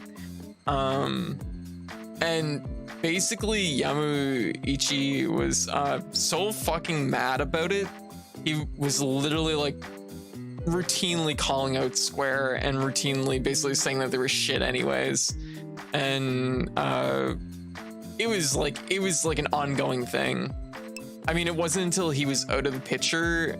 It wasn't until he was out of the picture that, like, you know, Square and Nintendo kind of start to rekindle a little bit. Nintendo just feels out of touch with the times and consumer basis. They just happen to have IPs that people love, nostalgic. Yeah, like, and that's the thing is, like, how to put it, like, a little bit of the pain also comes from the fact that the Switch is like the Switch is legitimately like doing well. It's a good system. It's actually basically what everyone wanted from the Wii U. When the Wii U first got announced, everybody was like, "Oh, cool! That's a cool idea. You have your little like pad, like it's a console portable." And then people realized that it's like, "Oh wait, you can't take it away from the TV. That's terrible." And that was like the big flop of the Wii U, right? And then like, what's nothing to do? They took all that like feedback and was like, "Okay, we'll make something that's like that, but it's portable." And, you know, success. People asked for it and they gave people what they wanted and it worked. Genius. Wow. Amazing. I think the idea Nintendo actually knows what they're doing is a spicy take is kind of surprising. I mean, Nintendo makes money. Like that's the gist. They do know, like, they're aware of what they're doing most of the time. I was like, "Hey, Dragon Watcher, how you doing?" "Yeah, thank you. This is No Fit by Creamy. You can find a link to Creamy's shop down in the credits." When I hear Nintendo, I imagine the heads of the company walking around Jurassic Park theme. Oh my god, that's amazing. Yes. This way the Wii U could have lived is if it played 3DS games via an add-on. Yeah, I mean, that would have been pretty strong. I don't know how viable it would be to make an add-on that would do that, but like, it was legit a dual screen system. It was, and it was amazing. Like, when the Wii U was announced, it was amazing that they didn't basically start porting DS games to it. Like, I was shocked that they didn't. Like, they started porting like Game Boy Advance games to it, which was cool, and I'm about that, but I was like, okay, naturally the DS games are next, and then nothing, right? So hey Cass, how you doing? SB, you might have to be a bit more specific. Not even Mario Kart and Smash saved the Wii U. I mean, the Wii U was like, it was just like set for failure from the beginning, pretty much. Stickbug, what are you doing?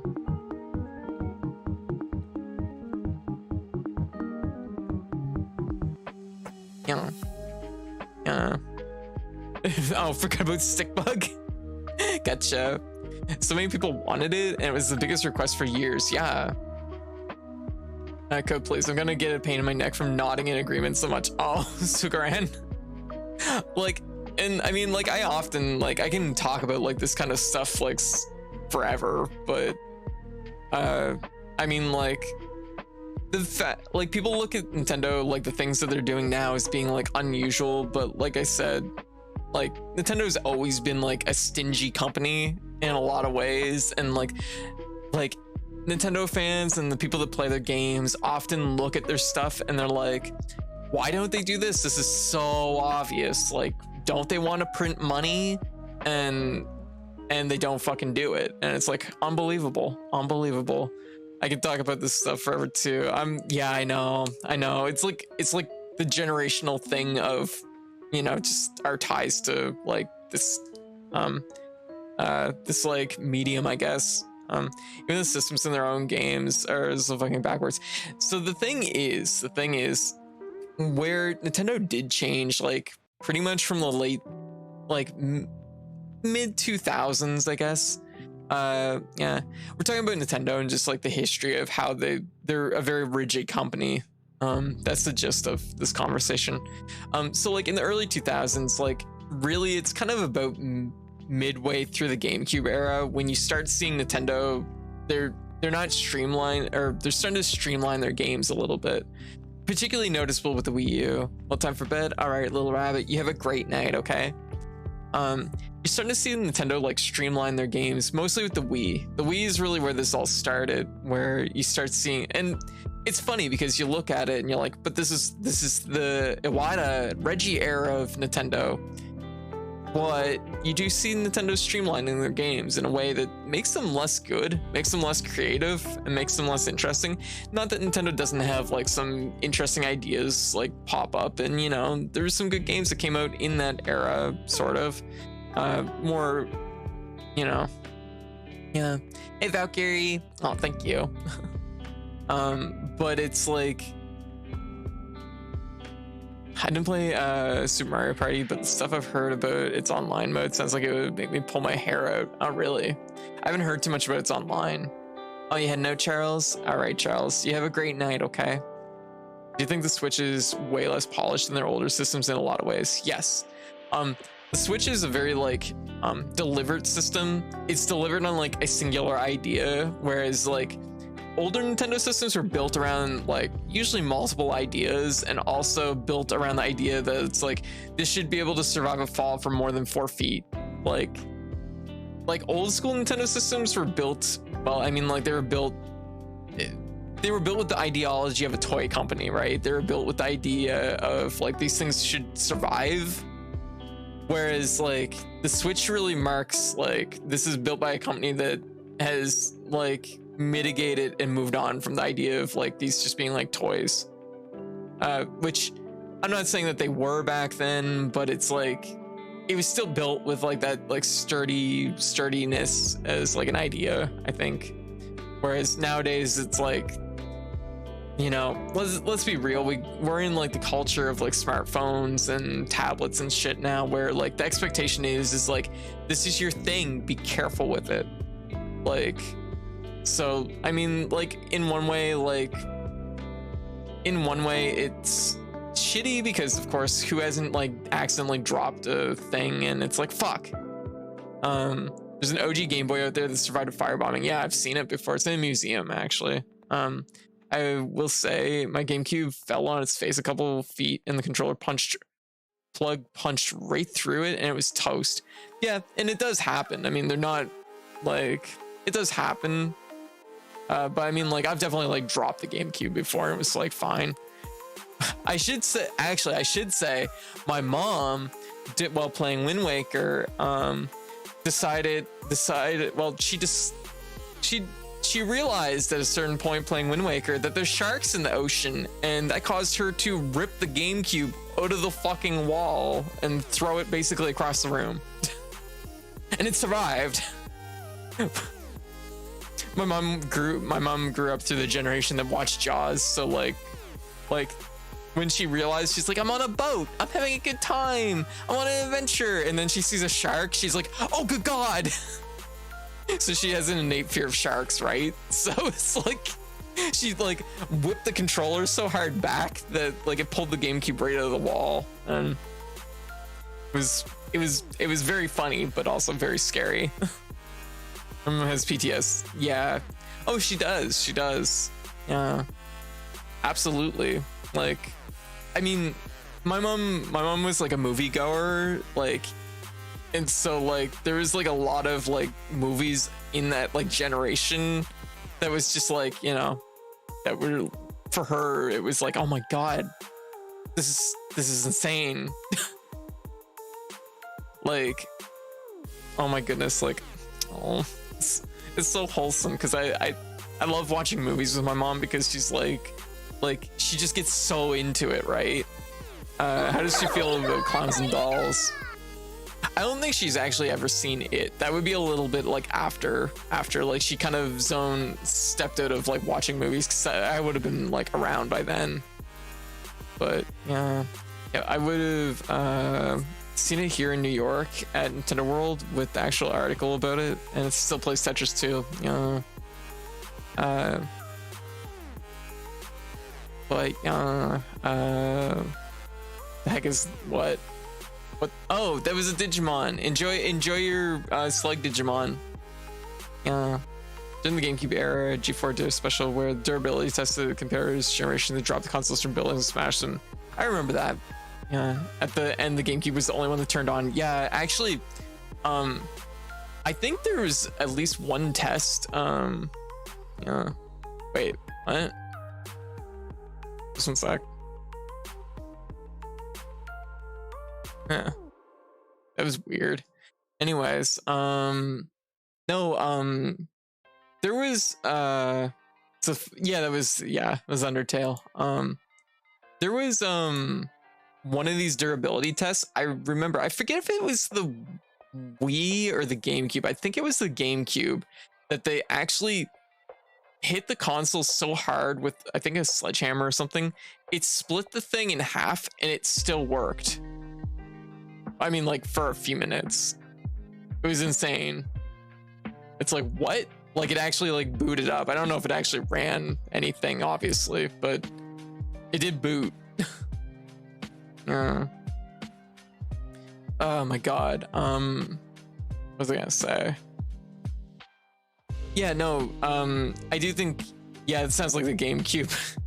I think it was the GameCube. I'm pretty sure it was the GameCube that, like, yeah. But anyways, I think pressure, oh yeah, sorry about that. Sorry about that, Subium. White must have bumped something there. Yeah. Yeah, so what was I saying? Oh, I do think, like, the generation of, like, we've hit a generation now where, like, there's a consideration towards, like, things like smartphones and tablets and stuff like that that didn't exist before, which I think is, like, something that, like, kind of leads into why the fact that Nintendo's, like, the Switch isn't as durable of a system as they used to make. And I think it's also the fact that, like, Nintendo is very, very much, like, aware of the fact that it's, like, a large portion of their audience doesn't, like, they're careful with these things, I guess. Like, you know what it is, what I'm trying to word, is the expectation of technology has changed over time. And Nintendo always ended up being an outlier because their stuff used to be really fucking durable. Is that a trait ultimately people look for in technology now? Less so. Like, durability is something that's looked at as a premium, that you buy, like, a carrying case, you buy like the fucking glass guard for the front of it. Like, you buy these things as at premium. Oh, didn't get anything. Here, I'll roll that again for you. No. No. What are you gonna get? What are you gonna get? Oh, hey, yeah, Arobo. Yeah. The Nintendo World here in New York has a whole section of the second floor that literally has history of Nintendo gaming and NES, all the way to Wii U. So by now it's probably Switch included. Fun fact: the Nintendo World store used to be the Pokemon Center, and the layout is pretty much the same aside from just having Nintendo stuff. Yeah, very cool. Very cool. Maybe someday I'll go. Yeah. I think one of those things that's like a little Zuckerberg-esque, the company's pretending that people don't want something like durability, but actually everybody wants it. Exactly. But, like, that's like the sad reality of where, like, businesses and consumer relationships are at this point. Businesses just know, like, they know number-wise is like, we're still gonna sell these, like, hotcakes, even if they're like built like Fabergé eggs. Like, that's just like how it is. Stick bug. Yeah. Also, just because Cass is here, you know what? Stick bug party.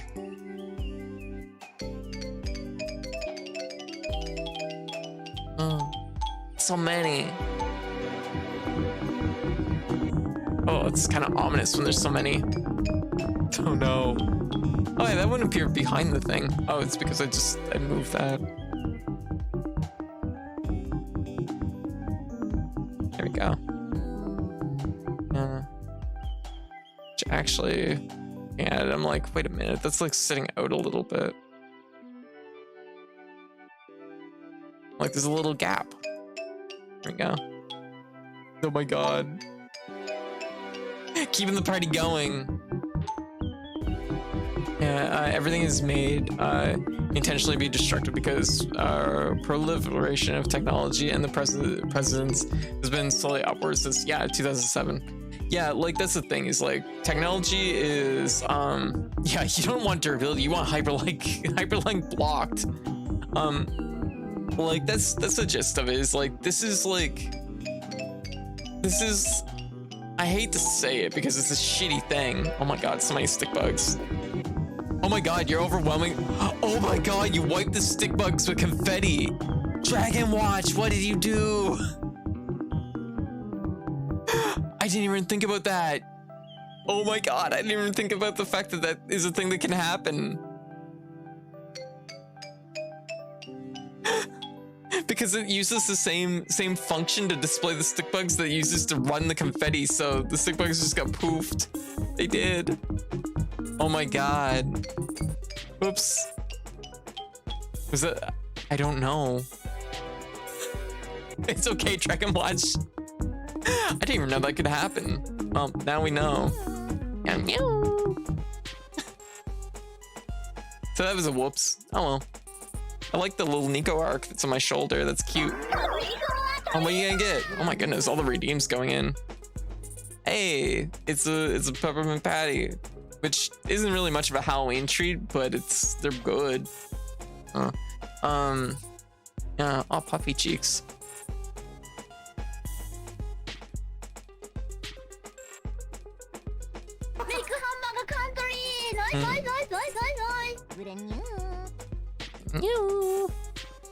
Yeah.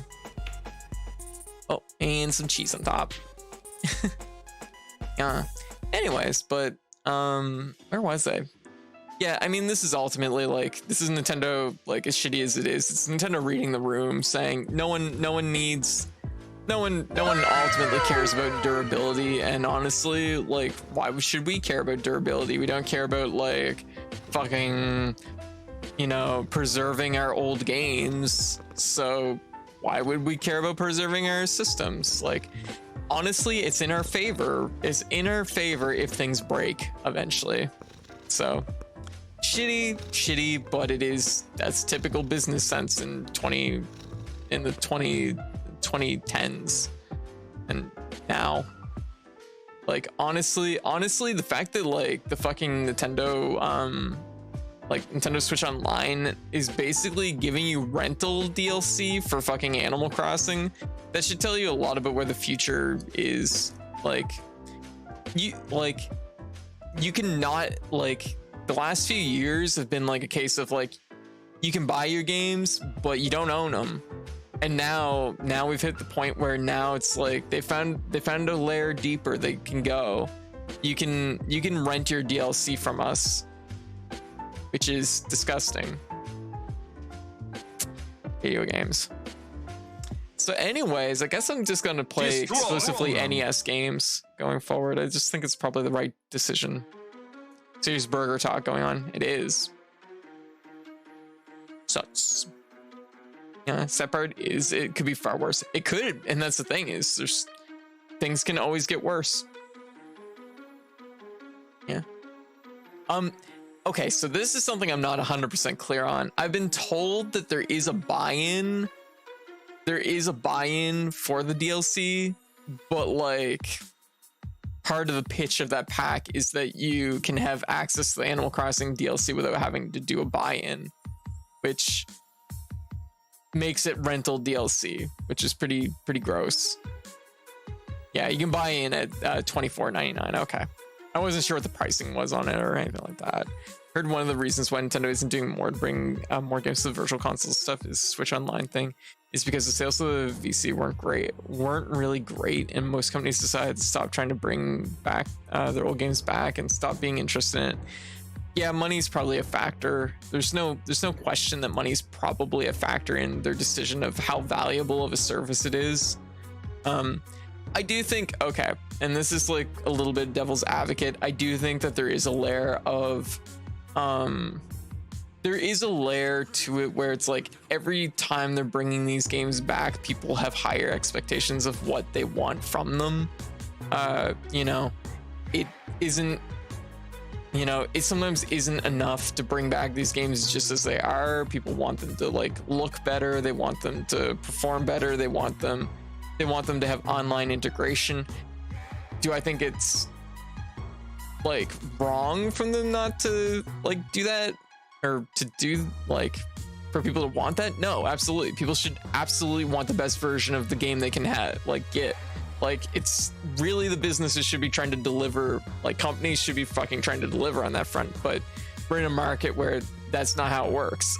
Like, it sucks, but this is where we are. I hate it. Yeah,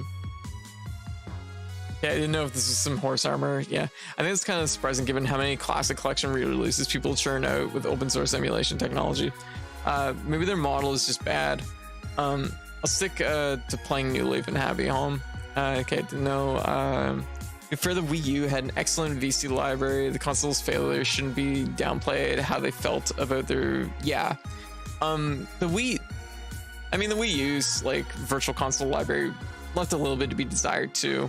I mean, like honestly, the big thing that's like shot Nintendo in the side as far as like the virtual console's performance, if anything, is the fact that there was no reliability on Nintendo's part that you're gonna be able to carry these games from system to system.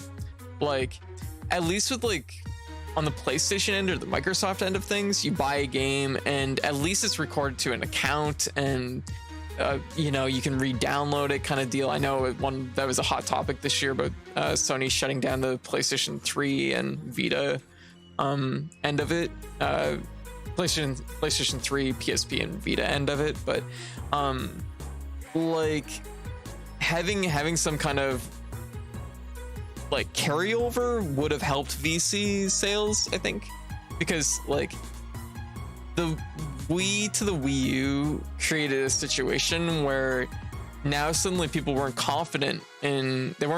feeling confident in the fact that if they bought a game on this system that it would go forward with them, because the Wii games didn't, and it's like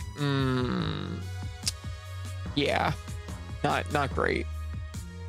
I mean, there was definitely like some backwards compatibility with the Wii U to the Wii, and there was a little bit of carryover, but it wasn't like you could just go in, access the Wii U's eShop and buy everything that was on the Wii originally, or, you know, etc., etc. Basically, the carryover was the carryover and backwards compatibility of Nintendo in that point, like at that point in time, didn't instill confidence. And blame Apple for, yeah. And I mean, you can transfer your stuff from the Wii U. You can, but like if you lose the files on your Wii U, you can't just go back into the shop and re-download them. Yeah. So, which, like, when you download, like the Wii to the Wii U, like the way those eShops work, when you download that ROM, you get like one. Like, that's pretty much the gist of it. Like, well, the stores were active and on that system, like back when the Wii U, like, it's the thing, you could re-download your stuff, but it was like still, it's the notion of like being able to take your stuff forward with you, which is something that Sony and Microsoft have done a much better job conveying and sticking to, which I think has been helpful for encouraging their digital sales. Nintendo has a really shitty track record on that front. So it's really, I think, hindered like the notion of like the virtual console and them, which is the weirdest fucking thing, because, you know, if any company should really be leaning into like virtual console and digital sales, it's probably Nintendo, because like they have the best fucking library that they don't tap into. So it's, once again, it's a case of like, everyone knows what Nintendo needs to do. It's just Nintendo being damned enough to fucking do it. I like how the final Game Boy was able to play even the earliest Game Boy games. Yeah. I thought you couldn't use the gamepad if you own the Wii Virtual Console games. You still have to pay $2 for the game you already had on it. If you want to use anything besides the Wii Classic remote, download it as a Wii U port instead of a Wii port. You can use the gamepad if you own the Wii. That's a really specific thing. I'm not sure about. I don't know about this like paying $2 if you want to use anything besides the Wii Classic remote download. I've never heard of this. Maybe it's a thing. Admittedly, I don't have a lot of virtual console games that were transferred from the Wii to the Wii U, so I don't know, but yeah, it's interesting. I don't know. Nintendo should do like Microsoft and Sony. Nintendo dinosaur roar. Yeah. So anyways, like this is just like the roundabout at this point of like, Nintendo, why don't you do thing? Nintendo doesn't do thing. But like the Switch is like, I think the reason why people are kind of like, Nintendo's changed, they've changed, they're different now, is because we're seeing like a new level of like kind of how cynical it is, because Nintendo's like succeeded with the Wii, like the Wii or the Switch, sorry. Nintendo's like they did succeed with the Wii. Nintendo's succeeded with the Switch, and it's like, okay, like they're doing great. Why aren't they doing more for this system that we've bought, right? And I don't know if it's just clingy corporate, or what, like corporate just being clingy to the money and not wanting to like budget out anything besides what's like absolutely bare bones necessary to keep the thing fucking going. You know, it's like, yeah, I don't know. It's a weird thing. Sally knows Xenoblade Chronicles X. Yeah. That's like, yeah. I guess like to finish off my like thought earlier about the like porting old games though, like I think Nintendo fell into a pitfall like an idiot. Hey, Floppable. Fell into a pitfall like an idiot, which is they looked at like the virtual console games and they said, why would we fucking sell these when we can make it, you know where all the money is right now? It's in like Netflix and Amazon Prime and subscription services. Make that for retro games. The problem is Nintendo, I think, realized like too late, like that's not a good way to handle that service. It doesn't work. I mean, like Games Pass proves that you can make that work. Like Microsoft Game Pass proves you can make that work, but you have to fucking have some, like, you have to have content, which is shocking because Nintendo just doesn't. And sorry, I'm like circling. Nintendo's actually hilariously faddish about the kind of thing too. Remember when they released their retro NES games on trading cards? Retro NES games on trading cards. Yeah, also Nintendo started to go deep into one-size-fits-all emulation. One emulator to rule them all, but like the Wii's VC was so fucking good because they repackaged the emulator and specifically tweaked for each game. Now, here's actually the thing about that I was going to get into. It's the e-reader, right. Okay, I remember the e-reader. Here's the thing about that. I mean, the Wii's emulation was probably good because of a mixture of like, I don't know, like I don't think the Wii actually tweaked the game specifically that much, but I think like the problem is with why we don't see more games on the Switch is because of the fact that they do have to tweak them a lot, because they have to, like, the big one is the online.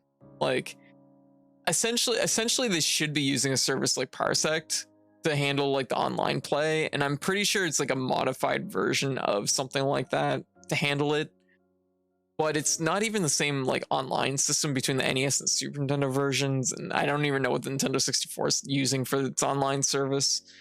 But it's like there's like a lot of individual tweaking going on with all these games, I think, for that service, which has resulted in the releases being like a lot slower.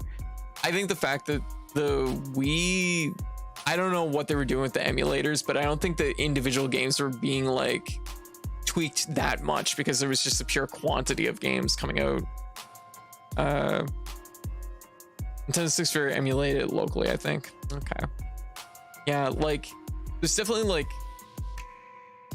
they're not easy games to port. I mean, I'll give it that much because like 64 is a notoriously shitty system to work for and work on. But with the Wii, they packaged each game with the emulator. They included specific optimizations for each game with the emulator. Okay, that's interesting. Interesting. So it would be like downloading multiple emulators then for each game, which makes, you know what, that makes a lot of sense. Because like lower powered hardware would require that. Yeah, you know what, that makes a lot of sense. Yeah. And if they're emulating, 64 locally, that makes, you know what, that actually does make a lot of sense. Yeah. It's using the emulator that was only supposed to run Mario 64. Ah, gotcha. And Zelda games have a lack of fog effect and weird water textures. Yeah. And that's definitely a byproduct of like something not being like tooled like correctly. Microsoft does the exact same thing with the Xbox One and Xbox 360 backwards. Each game includes a very specific wrapper that, okay, gotcha. Which is like, that's the ideal way to do it. It's just like going in and like hard editing each game to make them run good. Like that was like the impression I was like getting from some of like the things, which is like not good. Like that would slow things down a lot. If it has a specific wrapper included with it to like optimize it, that makes a lot more sense and would be a lot easier to manage. Probably still like it does entail like a level of like handling, which does slow things down, but yeah, it's more like that they change the emulator up a little bit with each package. Gotcha. Yeah.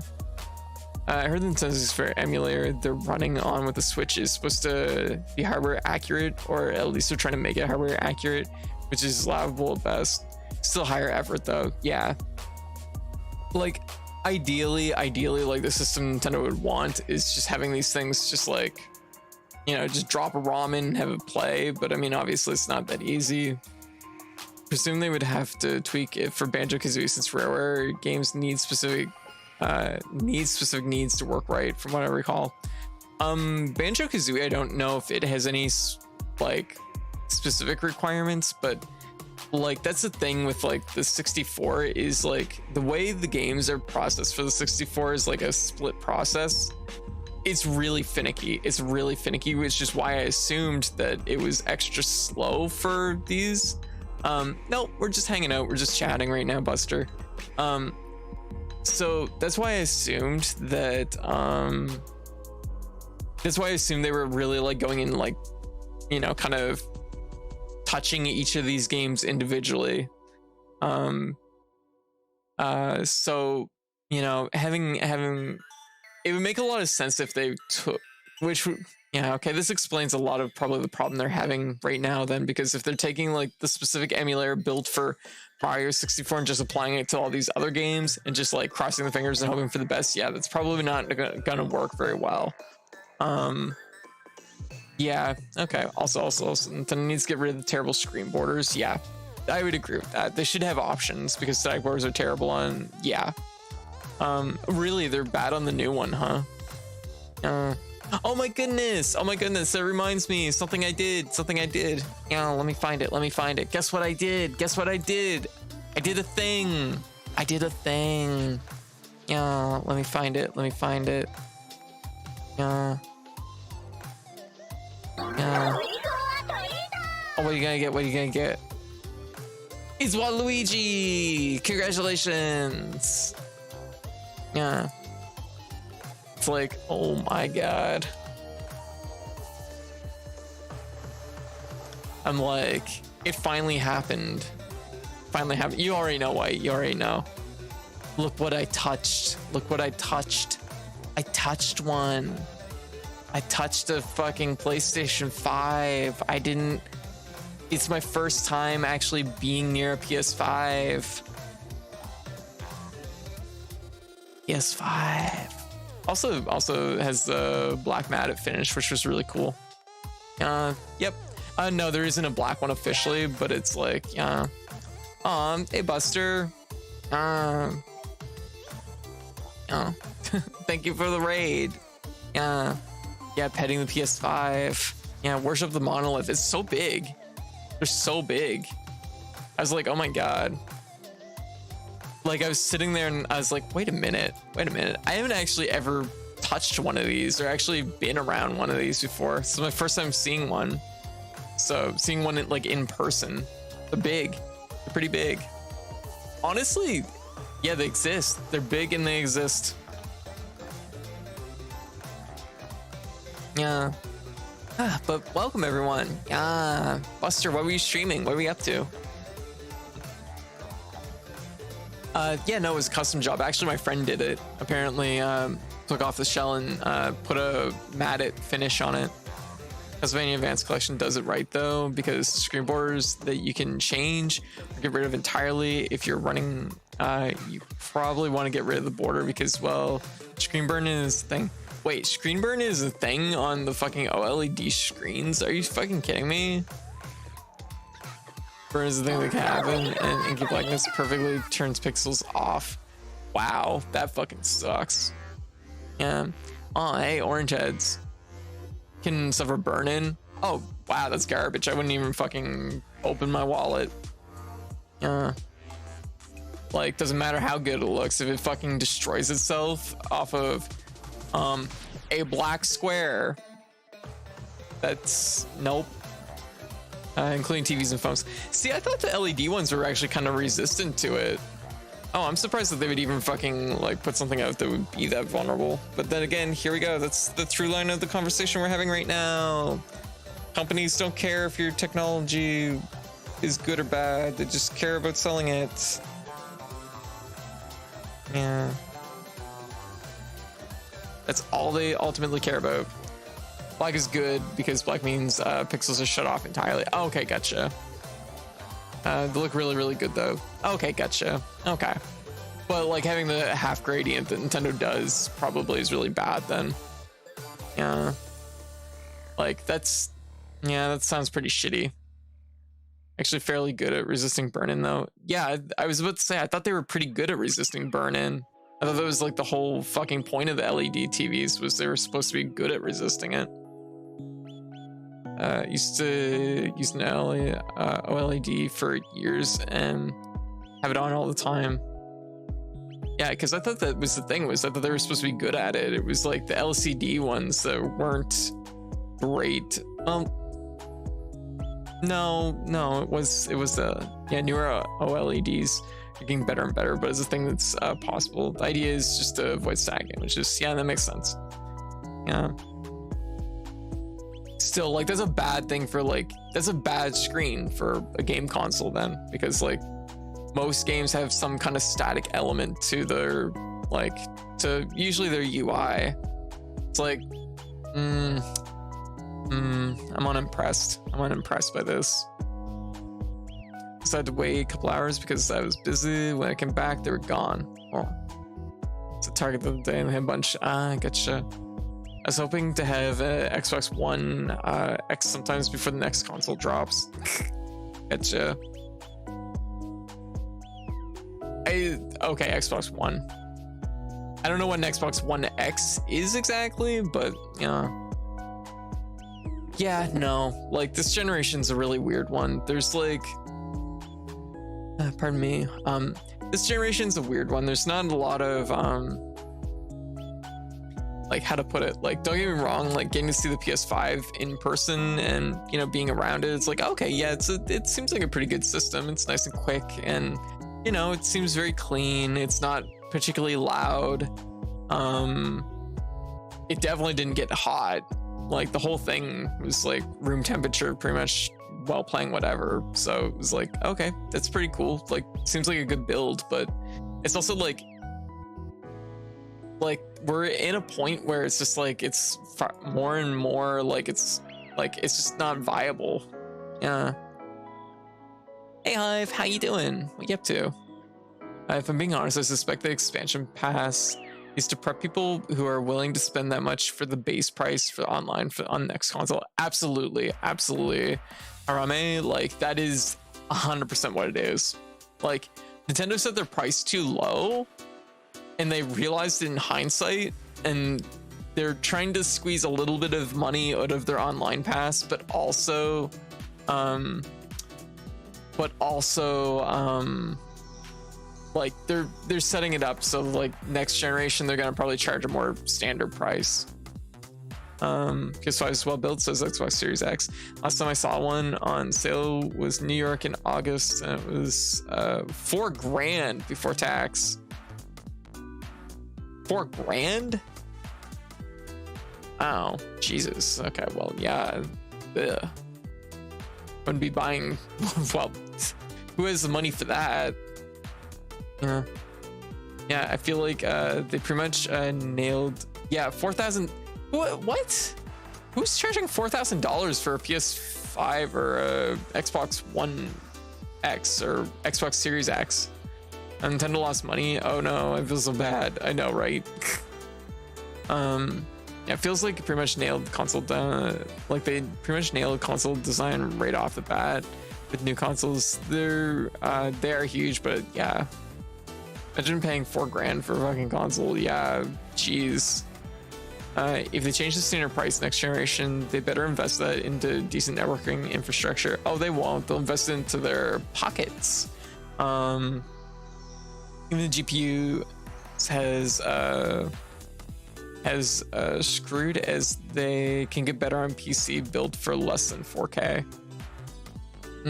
Yeah, like, yeah, I don't know. That's like weird, like just like price gouging. Most expensive thing I've seen a scalper sell PS4 1,000. Yeah, 4,000 is like ridiculous. Some people really have too much money to care. I got a similar sold that at the amount I bought it for because picked up $390 and now I have no good luck left.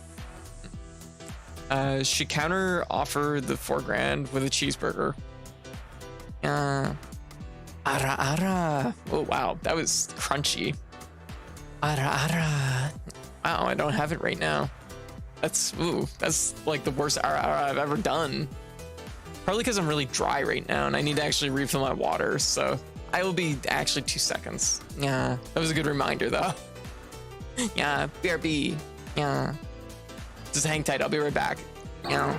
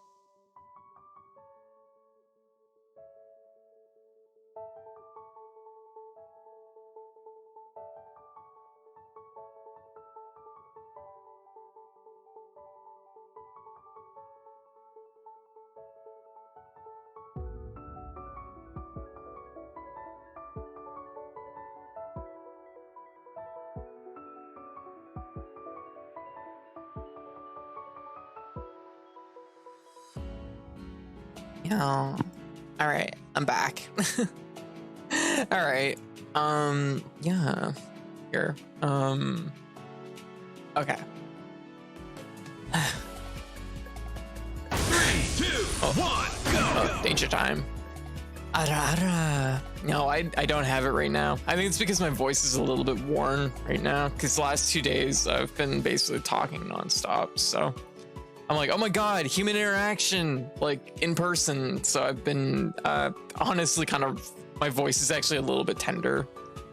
Yeah, so I don't have the breathiness right now. Yeah. There's so many like music things, this town's going on right now. It's actually, my brain. Yeah. Yeah, let me catch up a little bit here. What animation? Yeah. Yeah. The spray bottle. Oh yeah, yeah. Like White put that together and it's amazing. Like seriously, it was super good.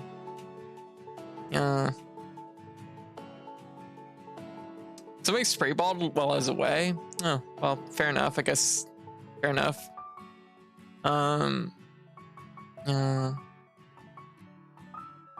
Anyways, where were we? What were we talking about exactly?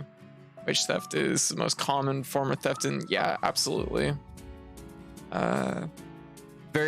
Most people aren't getting paid like well enough for the work they're doing. Gummy bears. To use all of our points at once. Yeah, so moisten the air for you. Oh, thank you. Yeah. Ooh, it's cold. Yeah, winter's coming. Oh my goodness, Hive. Guess what I watched? Guess what I watched just the day before on Saturday? Guess what I watched?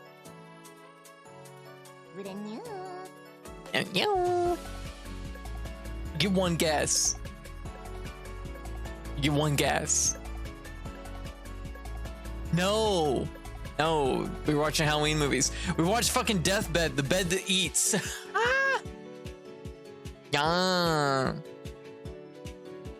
Which, boy, that is a fucking adventure. But also, wage theft constitutes like 10 times what actual larceny costs people. Okay, time for me to sleep. Fair enough. Fair enough, Heavy. You have a great night, okay? Watched The Boy and the Beast yesterday and it was amazing. Oh, very good. Sarcophagus is a bed that eats.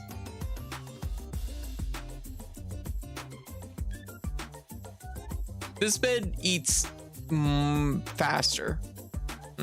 To be in 6 hours for class, do I stay up anyways? Oh, Buster, you should probably get some sleep. Yeah. Iron Maiden is a bed that eats.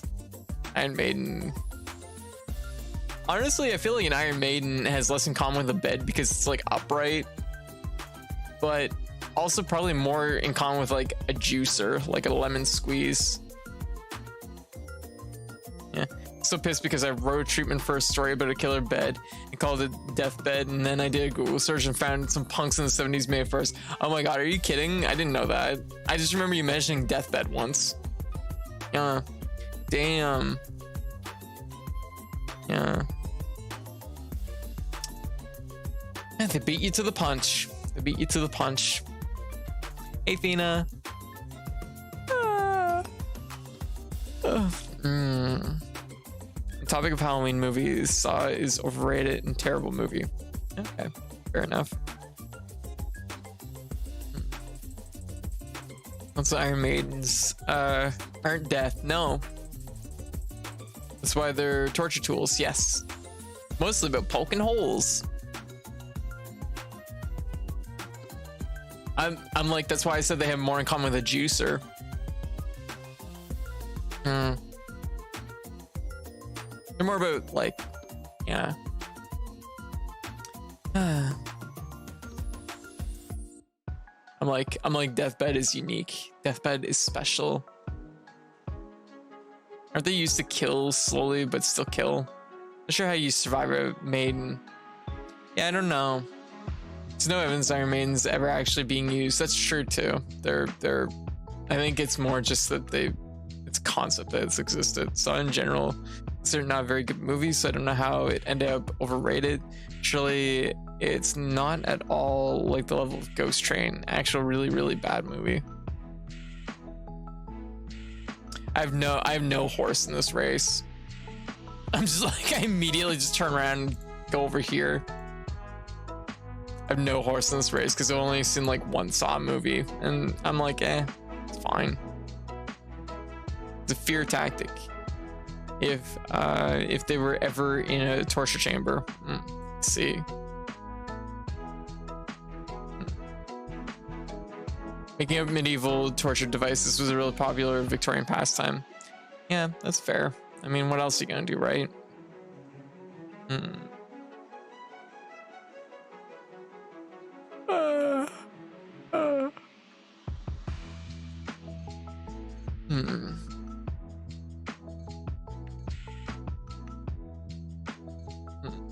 Military record prior to the 19th century, pretty big red flag. Ghost Train is hilarious code. Get folks together and watch Ghost Train. Japanese horror movie that is so inept at being scary. It's actually an amazing comedy. Oh, very good. Oh my god, we also watched, I mean, you know all the movies we watched, Hive, but we also watched House. Which is yeah, that's an adventure. I'm like, damn. First a bed that eats, then a piano. Oh my goodness, the theme. The through line of tonight's movie watching. Yeah, Hasu.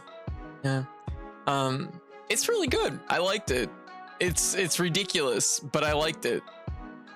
Piano that eats Mario 64. Yeah, I immediately like turned to like my friend. I'm like, that's like Mario 64. Do you think that Hasu inspired Mario 64? And they're like, absolutely. I'm like, oh. Yeah. Ooh, it's so cold. Yeah. What about Monster House? Hasu is yeah. What would you even call it? I don't know. You know, it was written by the director's 7-year-old daughter. Apparently, yeah, I actually went into the wiki right afterwards because I was like, I need to know more about what the fuck I just watched. And then I read that and I was like, oh, that makes absolute sense, actually. Yeah, like the things that happen in that movie, the gist of it is like, I think it's like seven girls go to their friend's aunt's house for like summer vacation or something, and yeah, weird stuff happens. And yeah, like when I say weird stuff happens, it's like weird. Most torturous devices devised by Victorian era.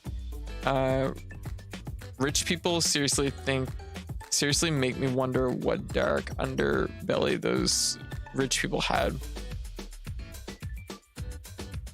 It's all the rich. It's all underbelly. Yeah.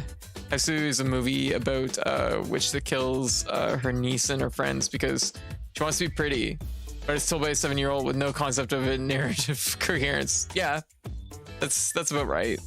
Yeah. Hey Muffin, welcome to the chat.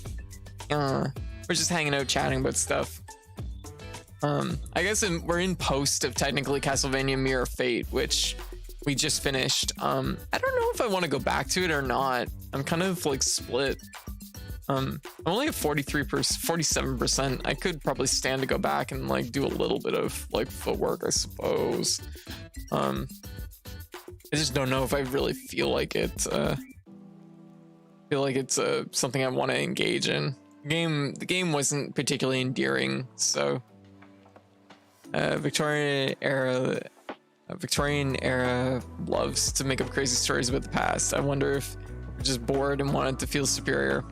Probably. Yeah. Implying rich people didn't just find new ways to torture people. Oh, rich people are always finding ways to torture people. Yeah. I got a movie about wishes that kill. Oh, I see. Wasn't endearing. What about that one scene with the eating? Okay, the eating was definitely the best part. Absolutely. But like, hey Code, why do I watch horror stuff if I get scared super easy? You love suffering. You're a masochist like me. I mean, obviously. Sorry, I mean, that was probably a little blunt, but I mean, I guess here we are. Oh yeah, that makes sense. Yeah. Yep. Yeah.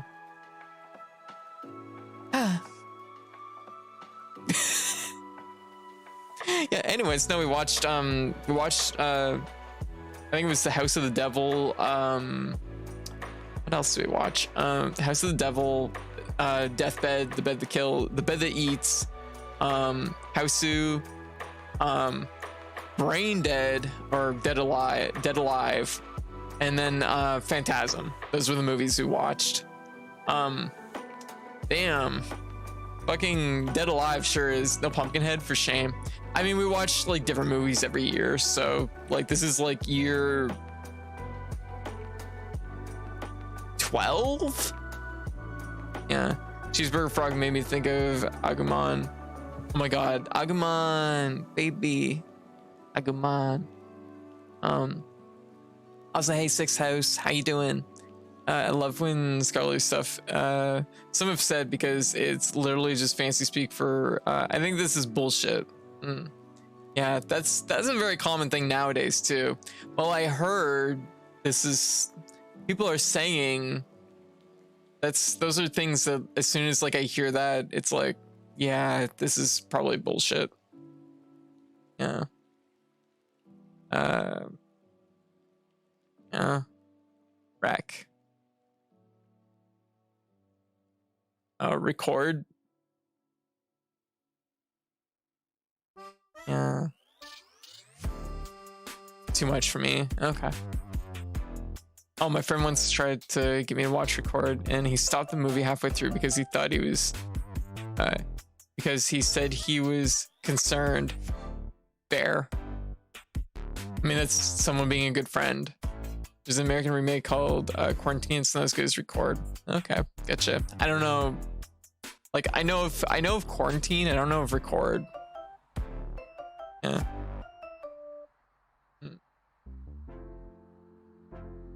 Yeah, people are saying you suck at citing sources. Yeah. Be responsible to sleep before class. All right, Bot Street. You have a great night, okay? Zelda's Shadow Temple gives me horror vibes. Gives more horror vibes than any horror game.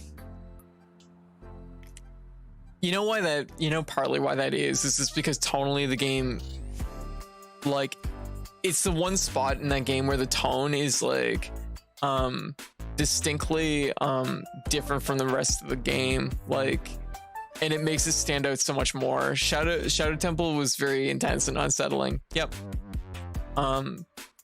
Because the thing is if something is tonally all one tone, it becomes like less noticeable, because Zelda Ocarina of Time is mostly kind of like fine. It makes the Shadow Temple feel so much like different from the rest of the game, because it's just like, yeah, it's like a different, it doesn't share the tone with the rest of the game. Yeah. Had someone try to get me to watch Ringu the Ringening again recently, and like knowing the extended material of the original novels, whatever, I can't anymore. Oh, series gets so fucking stupid bonkers. Also, everything I know about the deathbed, the bed that eats people, is from stand-up about it. Oh, I know nothing about that. I didn't know there was a stand-up for it. Also, hey Gardrick, how you doing? Shadow Temple didn't really faze me much. That's fair.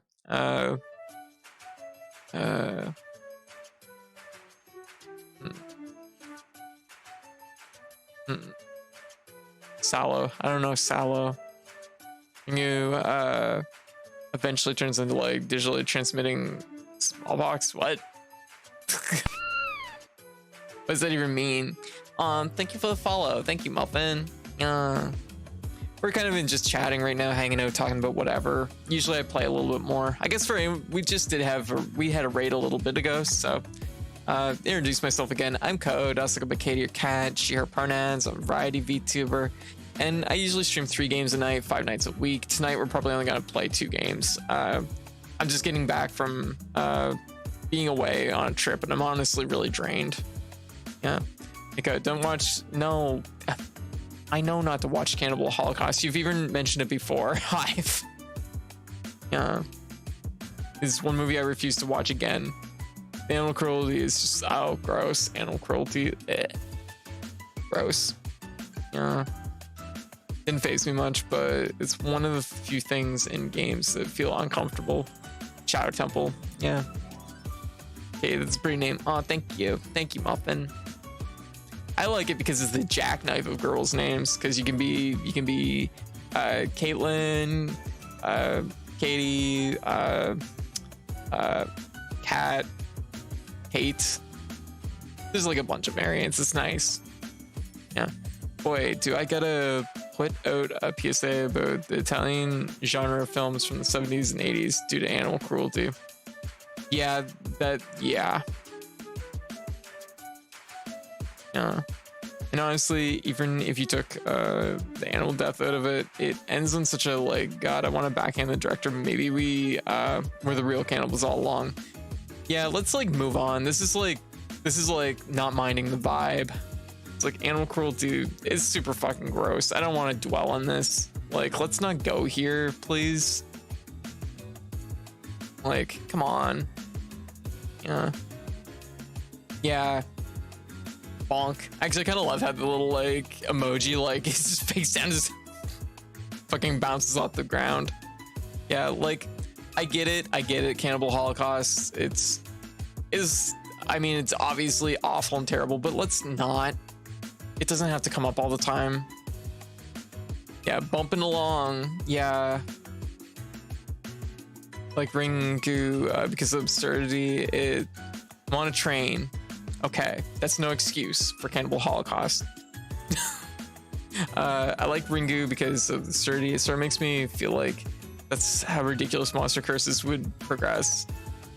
I don't know about the extended material of Ringu, but I thought Ringu was like mostly fine. It was like an interesting kind of like modern, like old school but modern take on like a horror formula. Yes, but the series is just so weird and has so many points.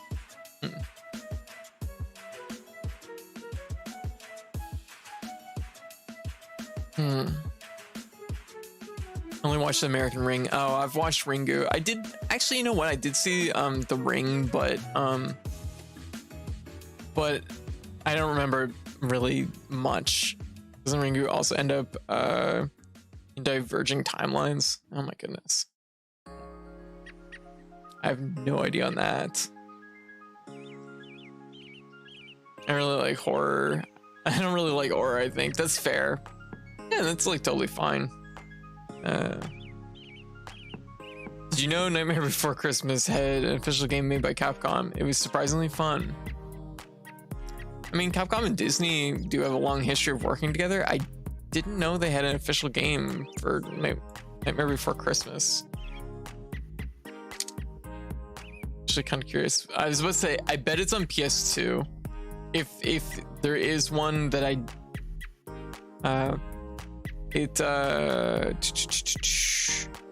yeah, would you look at that? It is by Capcom. I was about to say, it says here that the publisher, but yeah, that makes sense.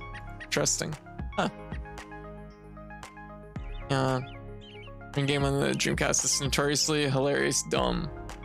Did you know Nightmare Before Christmas keeps getting mistaken as a Tim Burton movie? The creepy Ringu death video would totally be something that people like link to purpose of nothing. PS2, Xbox, no GameCube. Wow.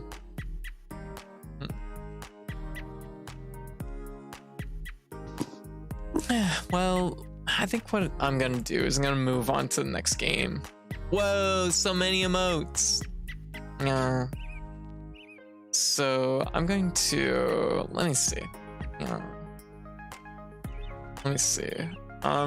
Mirrors of Fate. I don't know if I want to go back to it or not. I just feel like, yeah. I'll think on it. I'll digest it a little bit. Yeah. The creepy Ringu video would be become something silly like planking in dangerous places.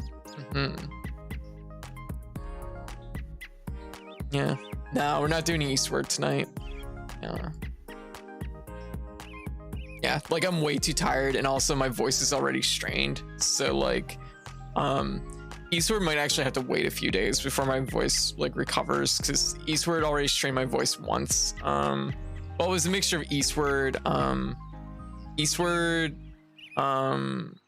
Deltarune, and Metallic Child all back to back, which kind of like it ran my voice down too hard. My voice is already kind of tender right now, so I kind of don't want to push it too much. So But I do want to get Eastward is going to be something we play this month, just not right away. All right, so we're going to be going for clears,